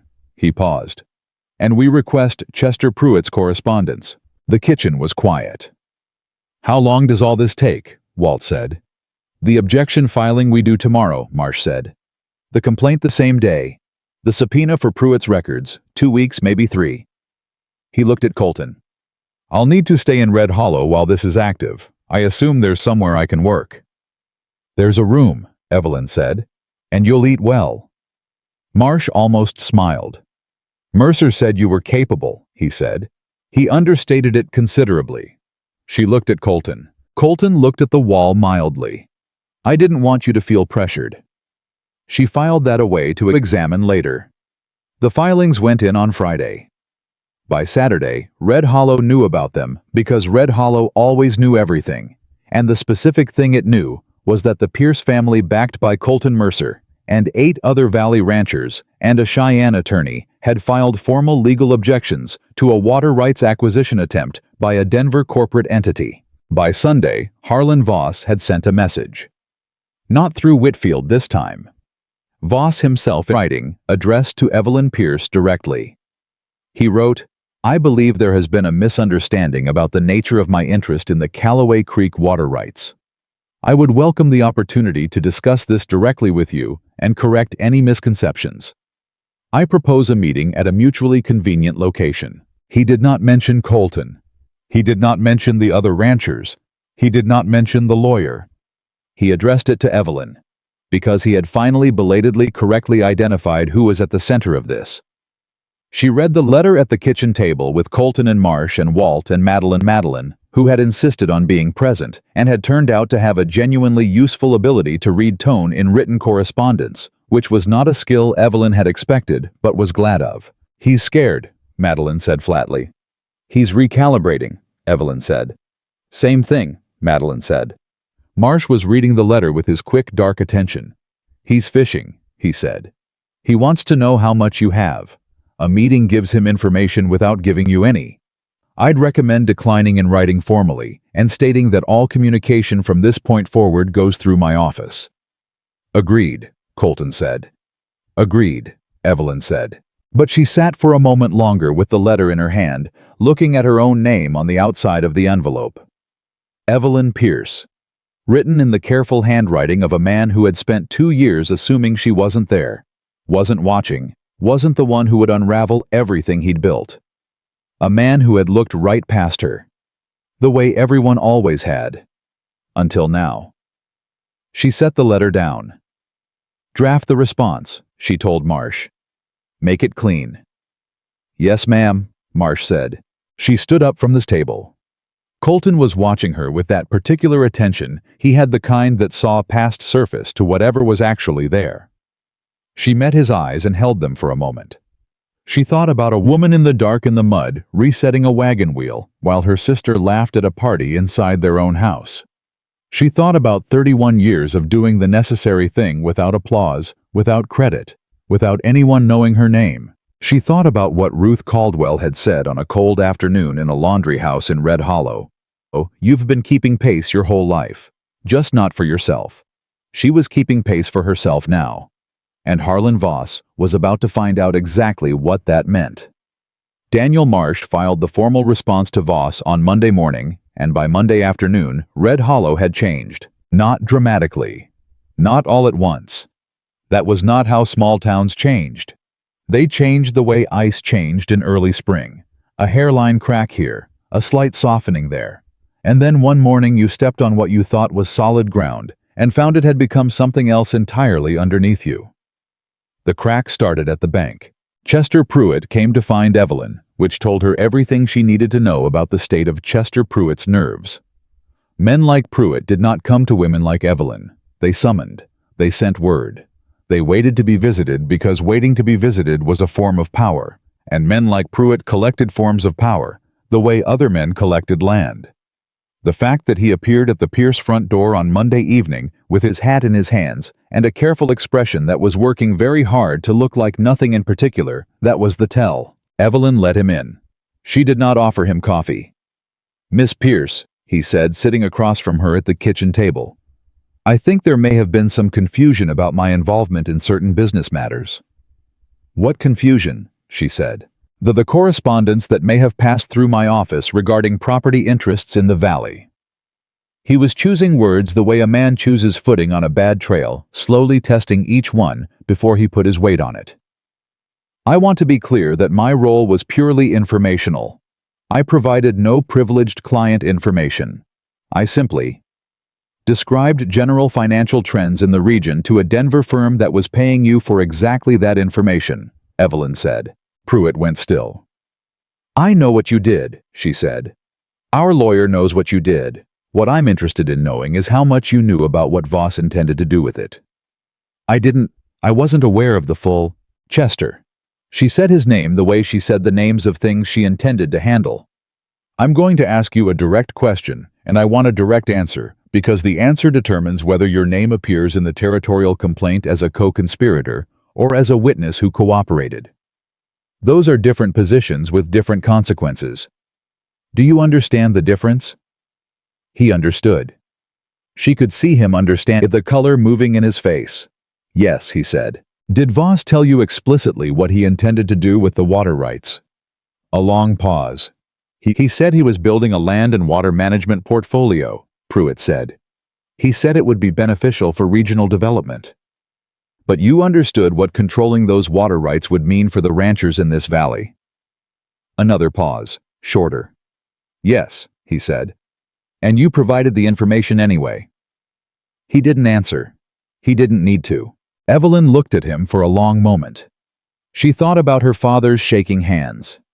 She thought about 2 years of careful erosion patient and quiet targeting men who were already struggling. She thought about the way Voss had engineered inevitability and called it business. "Here's what you're going to do," she said. "You're going to write down everything, every conversation with Voss or his representatives, every piece of information you passed and when and how, every payment you received. You're going to give that document to Daniel Marsh by Wednesday morning. She paused. And then you're going to recuse yourself from any bank decisions involving Valley property or water rights for as long as this matter is before the courts. If you do those things, your name stays on the witness side of the ledger. Pruitt sat across from her looking like a man who had expected this to go differently and was now adjusting his entire understanding of who he'd been dealing with. You're very certain about all of this, he said. I am, she said. How long have you known? Long enough, she said. Will you do it? He looked at his hat in his hands. Yes, he said. After he left, Evelyn sat alone at the kitchen table for 3 minutes and let her hands shake because they'd wanted to shake the entire time, and she'd refused them, and now she gave them their 3 minutes. Then she folded them flat on the table and went to find Marsh, who was in the room they'd given him surrounded by papers, and when she told him about Pruitt, he set down his pen and looked at her with the expression she was beginning to recognize as his version of surprise, a slight raising of one eyebrow quickly controlled. He came to you, Marsh said. Yes. You handled it correctly, he said. Witness side of the ledger was exactly right. His testimony corroborates the paper trail and gives us a human voice behind the documents which juries respond to better than they respond to accounting records. He picked his pen back up. Voss is going to know about this by tomorrow. Good, she said. He'll move, Marsh said.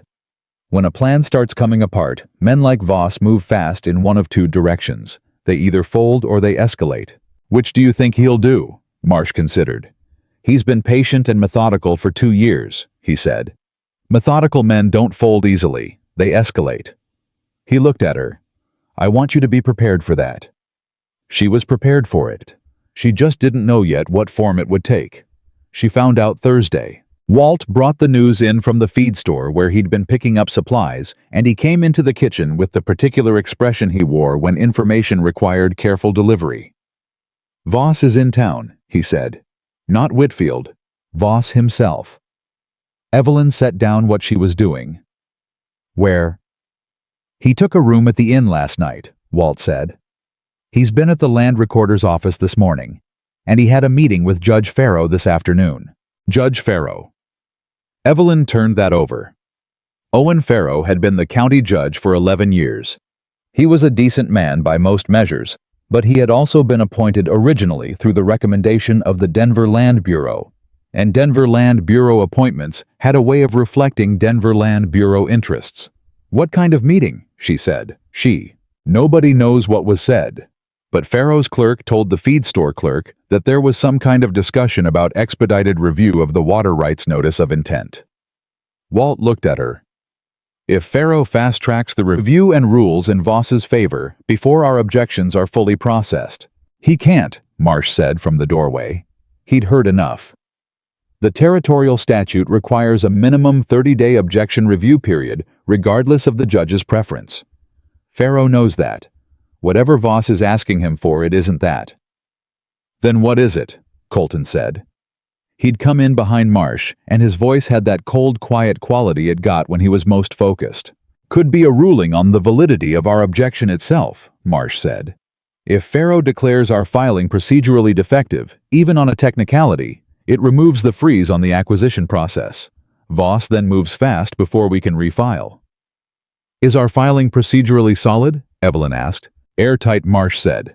I don't make procedural errors.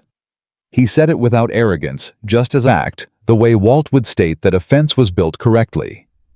But a judge who wants to find a defect can sometimes find one. The kitchen went quiet. Colton said, Is Farrow that kind of judge? Marsh was quiet for a moment. I don't know yet, he said. I'm going to find out. He left to find out. He came back 2 hours later and sat at the kitchen table with his careful, quick eyes moving over something internal. Farrow is not corrupt, he said, but he's under pressure. Voss apparently suggested that the water rights acquisition would bring significant investment to the region. And Farrow is the kind of man who cares about regional development in a genuine way that a sufficiently sophisticated argument can exploit. He looked at Evelyn. He's hearing arguments on the procedural validity of our objection filing tomorrow morning. Both sides. Which means we present tomorrow morning. What do we need? Evelyn said. I need to be there, Marsh said. I need the documentation package organized by the specific statutory provisions our objection rests on which I can do tonight. And I need, he paused. I need the ranchers, not as legal parties, as presents. I need Pharaoh to see that this is not an abstract property dispute. It's 8 families and their livelihoods. I'll get them, Evelyn said. She sent word that evening. Frank Dolan sent word back within the hour he'd be there. So would Hector Reyes. Jim Calloway sent word that he was bringing his brother.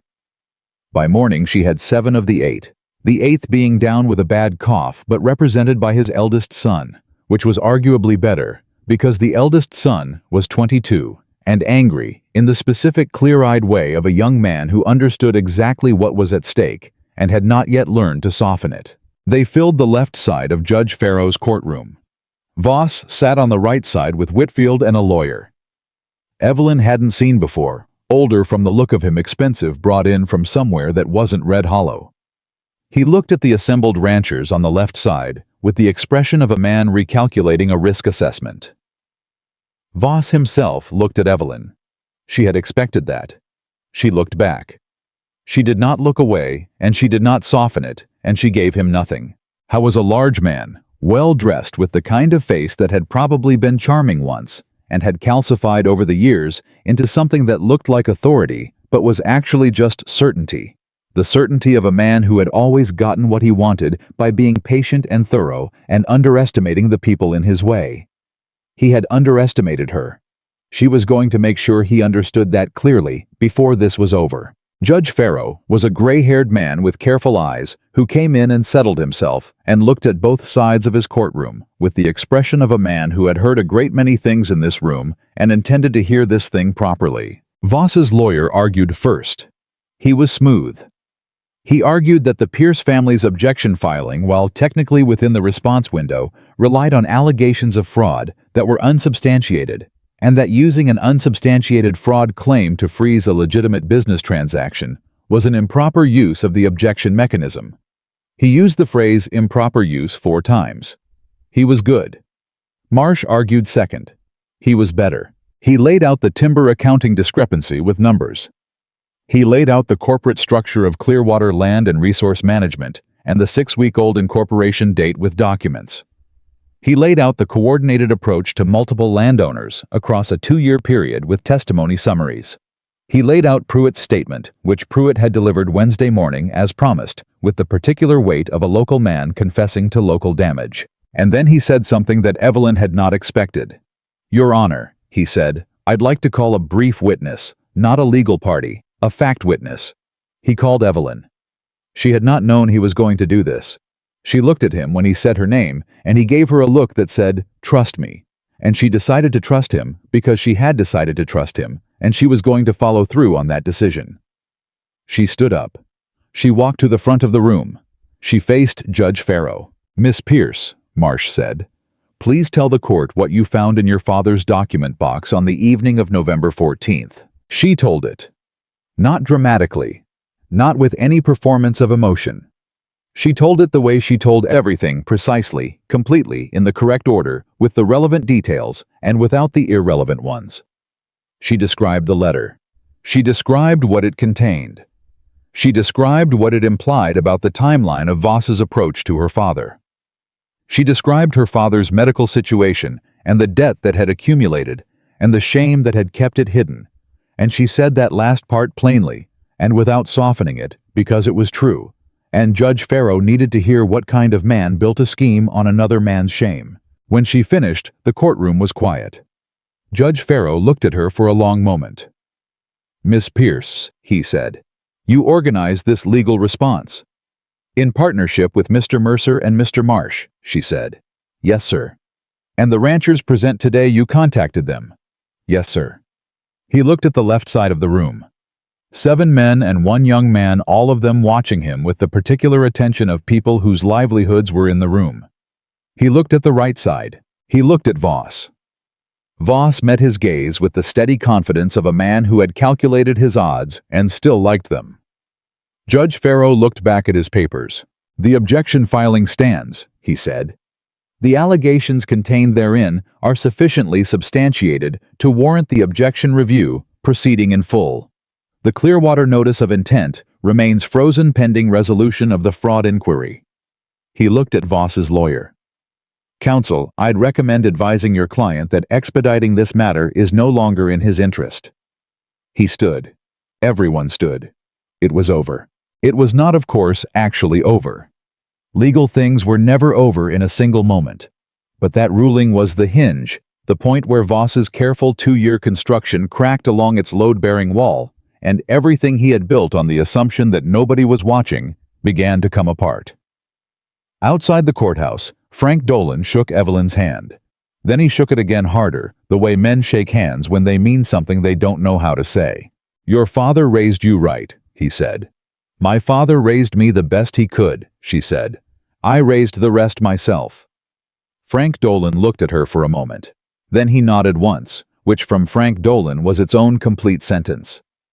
Colton was waiting at the bottom of the courthouse steps. He had not been in the room. He'd stayed outside by his own choice, she understood, because the inside needed to be her space to fill, without his presence changing the shape of it.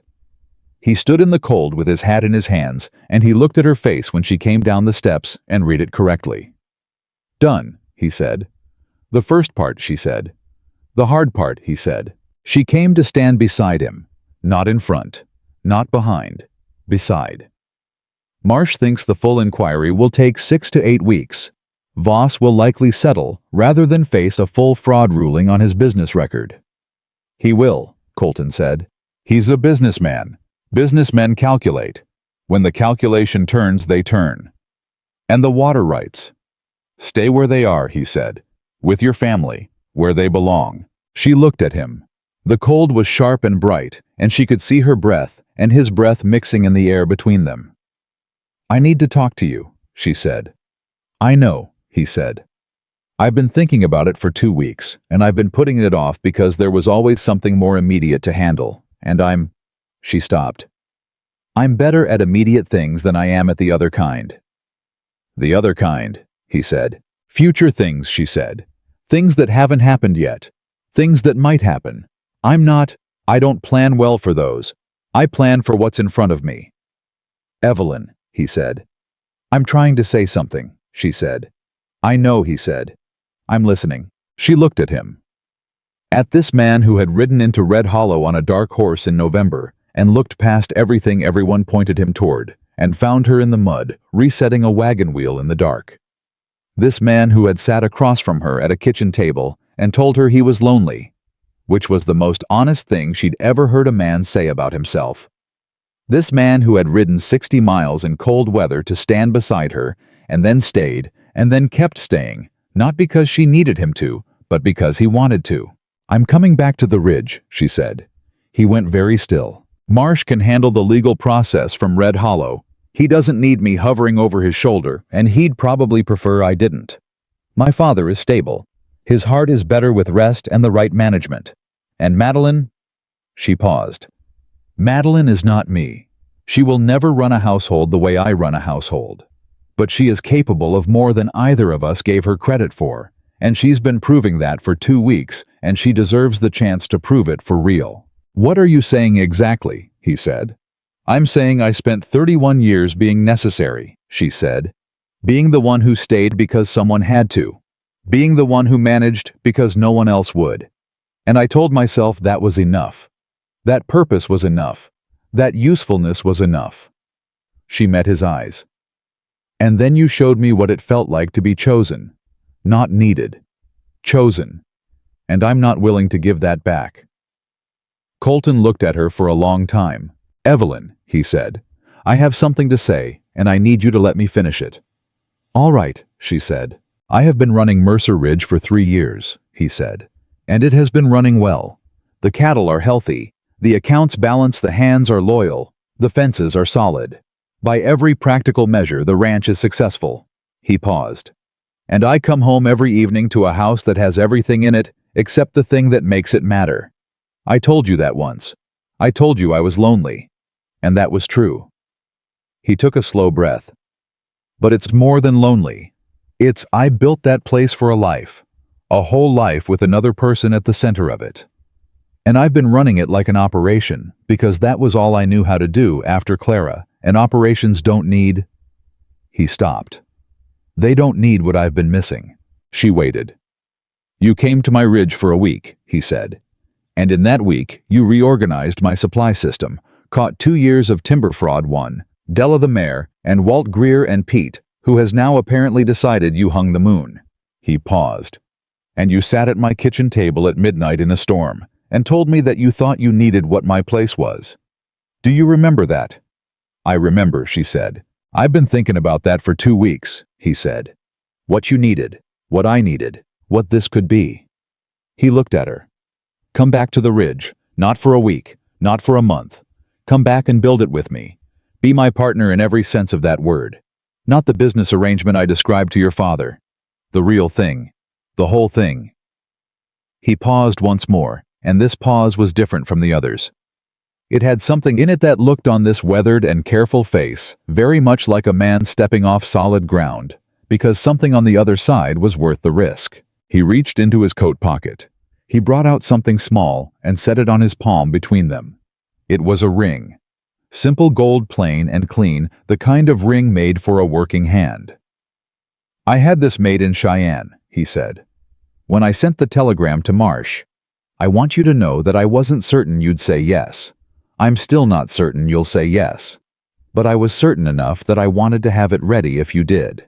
Evelyn looked at the ring on his palm. She looked at his face. She thought about every woman who had ever stood in this particular moment, in this particular story. This moment, where everything that has been invisible becomes visible, where everything quiet becomes loud, where the woman who was never supposed to be chosen stands in front of the person who chose her anyway and decides what to do with that. She had spent 31 years deciding. Every morning, every frozen dawn, every late night with a ledger and a low lamp. Every time she set a wagon wheel in the mud, or calmed a frightened horse, or wrote out another man's letters because his hands shook too badly. She had always known how to decide. "Yes," she said. Colton put the ring on her finger with hands that were not entirely steady, which was the most human thing she had ever seen him do. She left them unsteady. She didn't look away from his face. "All right," he said quietly. "All right." "Right," she said back. They stood there on the courthouse steps in the cold Wyoming morning, and neither of them made a performance of it. And that was exactly right, because they were not people who made performances. They were people who did things and meant them. The town saw, of course. The town always saw everything. Mrs. Whitmore saw from across the street and turned to say something to the woman standing beside her, and the woman beside her was already watching. And within an hour, Red Hollow knew that Evelyn Pierce had walked out of the courthouse with the Water Rights Inquiry won and Colton Mercer's ring on her finger. The reactions were what you'd expect from a town that had spent years arranging Evelyn Pierce into the background, and now found itself needing to rewrite its understanding of the foreground. Some people were surprised. Some people claimed they'd always known. Some people were gracious, and some people were not. And Evelyn did not spend significant time on the ones who were not, because she had better things to do with her time, and always had. Madeline was waiting at the house. She looked at Evelyn's left hand when she came through the door. She looked for a long time, and then she looked at her sister's face, and something moved through her expression that was complicated and real and not entirely simple. Love and loss and pride, and the particular grief of someone who has had to revise everything they thought they understood about their own life and their own value. "You said yes," Madeline said. "I said yes," Evelyn said. Madeline crossed the kitchen and hugged her. Not the careful, managed embrace of a woman who was performing warmth. A real hug, the kind that costs something, the kind that says, "I am genuinely glad, even though it is also genuinely hard." "You deserve it," Madeline said into her shoulder. "I don't say that the way people say it when they mean something smaller. I mean you actually deserve it. You built this Evie. You built all of it. This whole family runs on what you built." Evelyn held her sister for a moment. "So do you?" she said. "You kept this house for 2 weeks. You turned away Whitfield twice. You sat in the kitchen at night figuring out the supply ledger because you were too proud to leave it wrong." Madeline pulled back. "You knew about that." "I saw the corrections in the morning," Evelyn said. Your handwriting is recognizable." Madeline almost laughed. Her eyes were bright, and she controlled it with the dignity of a woman who had decided to stop performing composure and start actually having some. "I did it wrong 3 times before I got it right," she said. "That's how you get it right?" Evelyn said. Their father was sitting up in the armchair when Evelyn went to him, because Harold Pierce had decided that the armchair was a reasonable compromise between the bed his daughter insisted on and the full activity his own instincts demanded. He looked at her hand. He looked at her face. His eyes went soft in a way that aging had made possible for him. He had been a harder man when he was younger, and illness and time had stripped away enough of the hardness to leave something truer underneath. "He asked you," Harold said. "He did," she said. "And you said yes." "I said yes, Papa." He reached out and took her hand, the hand with the ring, and held it in both of his. His hands were steadier than they'd been. The rest was working. The absence of worry was working. "Your mother would have—" He stopped, cleared his throat, started again. "She would have said it was about time." Evelyn sat on the footstool beside his chair, the way she had since she was small. "How are you?" she said. "Not what you tell the doctor. How are you really?" "Better," he said. And then, because she was waiting, because she always waited for the real answer, "Better than I expected to be. Better than I deserve, probably." "Stop that," she said. "I mean it, Evie. I made mistakes. I've been trying to figure out how to—" "Papa." She kept hold of his hand. "You did the best you knew how. You failed sometimes, and you did well sometimes, and you were prouder than you should have been, and more afraid than you showed. That's being a person. I'm not carrying the mistakes. I'm carrying the hand you're holding right now." He was quiet for a moment. "That man is going to take good care of you," Harold said. "We're going to take good care of each other," she corrected. Harold almost smiled. "That's better," he said. "That's the right way to say it." Marsh resolved the legal matter faster than anyone expected, which he attributed to Voss's decision to settle rather than face a full fraud ruling. The settlement came in week 5, not week 6 or 8. The terms were straightforward. Clearwater's notice of intent was formally withdrawn. The water rights remained with the Pierce family in perpetuity, and Voss's timber business in the region was required to reprocess 2 years of measurements and issue corrective payments to every affected operation, Mercer Ridge included. The corrective payment to Mercer Ridge was substantial. Evelyn put it in the account she was now managing alongside Colton's foreman, because she was already back on the ridge by then, had been for 3 weeks living in the main house, not as a guest, but as a partner, which was exactly what she had asked for and exactly what she had been given. Marsh sent her a letter from Cheyenne after it was concluded. It said, "It was an honor, Miss Pierce, or Mrs. Mercer to be, I suppose. I've handled 47 cases in this territory. This was the one. D. Marsh." She kept the letter in the document box, next to the water rights survey and the Pierce family deed. Walt Greer gave her a wedding gift 3 weeks before the ceremony. He appeared at the main house with a piece of paper rolled into a tube and handed it to her without ceremony. It was the corrected herd count records, going back 6 full years, rebuilt from every source he could find, every scrap and note and seasonal record, organized exactly the way she had described wanting them organized on her first night at the ranch. "I figured you'd want to know what you were actually starting with," he said. She looked at the records. They were meticulous. The gaps were filled. The numbers were real. "Walt," she said. "Ma'am," he said. "Thank you," she said. He nodded once and went back to work. Pete, who was 17 and had decided to learn everything he possibly could from watching Evelyn work, asked her the morning of the wedding, which was a simple affair at the Red Hollow Church, plain and honest, and attended by 8 ranching families, and Ruth Caldwell and Madeline Pierce in a blue dress, and Harold Pierce in his best coat, standing up straight under his own power, because he had decided he was well enough to stand for his own daughter's wedding, and the doctor had been informed of this decision, and had wisely decided not to argue. Pete asked her while she was checking on Della, the mare, one final time before she went inside to get ready. "Are you scared?" She thought about it honestly because Pete deserved honest answers. "No," she said. "I've been scared of things my whole life. Scared of being invisible. Scared of being wrong. scared of wanting something and being told I wasn't the right kind of woman to have it. She checked Della's leg, healed clean, no heat, the mare dancing lightly on the fresh straw. I'm not scared today. Today I just feel like myself, fully, without the parts I've been keeping quiet. Pete thought about this. That sounds good, he said. It is, she said. She walked into her wedding like a woman who knew where she was going because she had always known where she was going. She had just spent 31 years being told the destination wasn't meant for her. She stood at the front of that plain church in Red Hollow, Wyoming, and she looked at the man across from her. This weathered, serious, careful man who had ridden into her life on a dark horse in November, and looked past everything he was supposed to see, and found her. And she understood something she would spend the rest of her life knowing. She had not been waiting to be chosen. She had been waiting to choose. And she had chosen. She had chosen to come off that porch and reset the wagon in the dark. She had chosen to write the note and ride up the mountain. She had chosen to find the letter and read it twice and build the response from nothing at a kitchen table at midnight. She had chosen to stand in front of Judge Farrow and tell the truth plainly and without performance.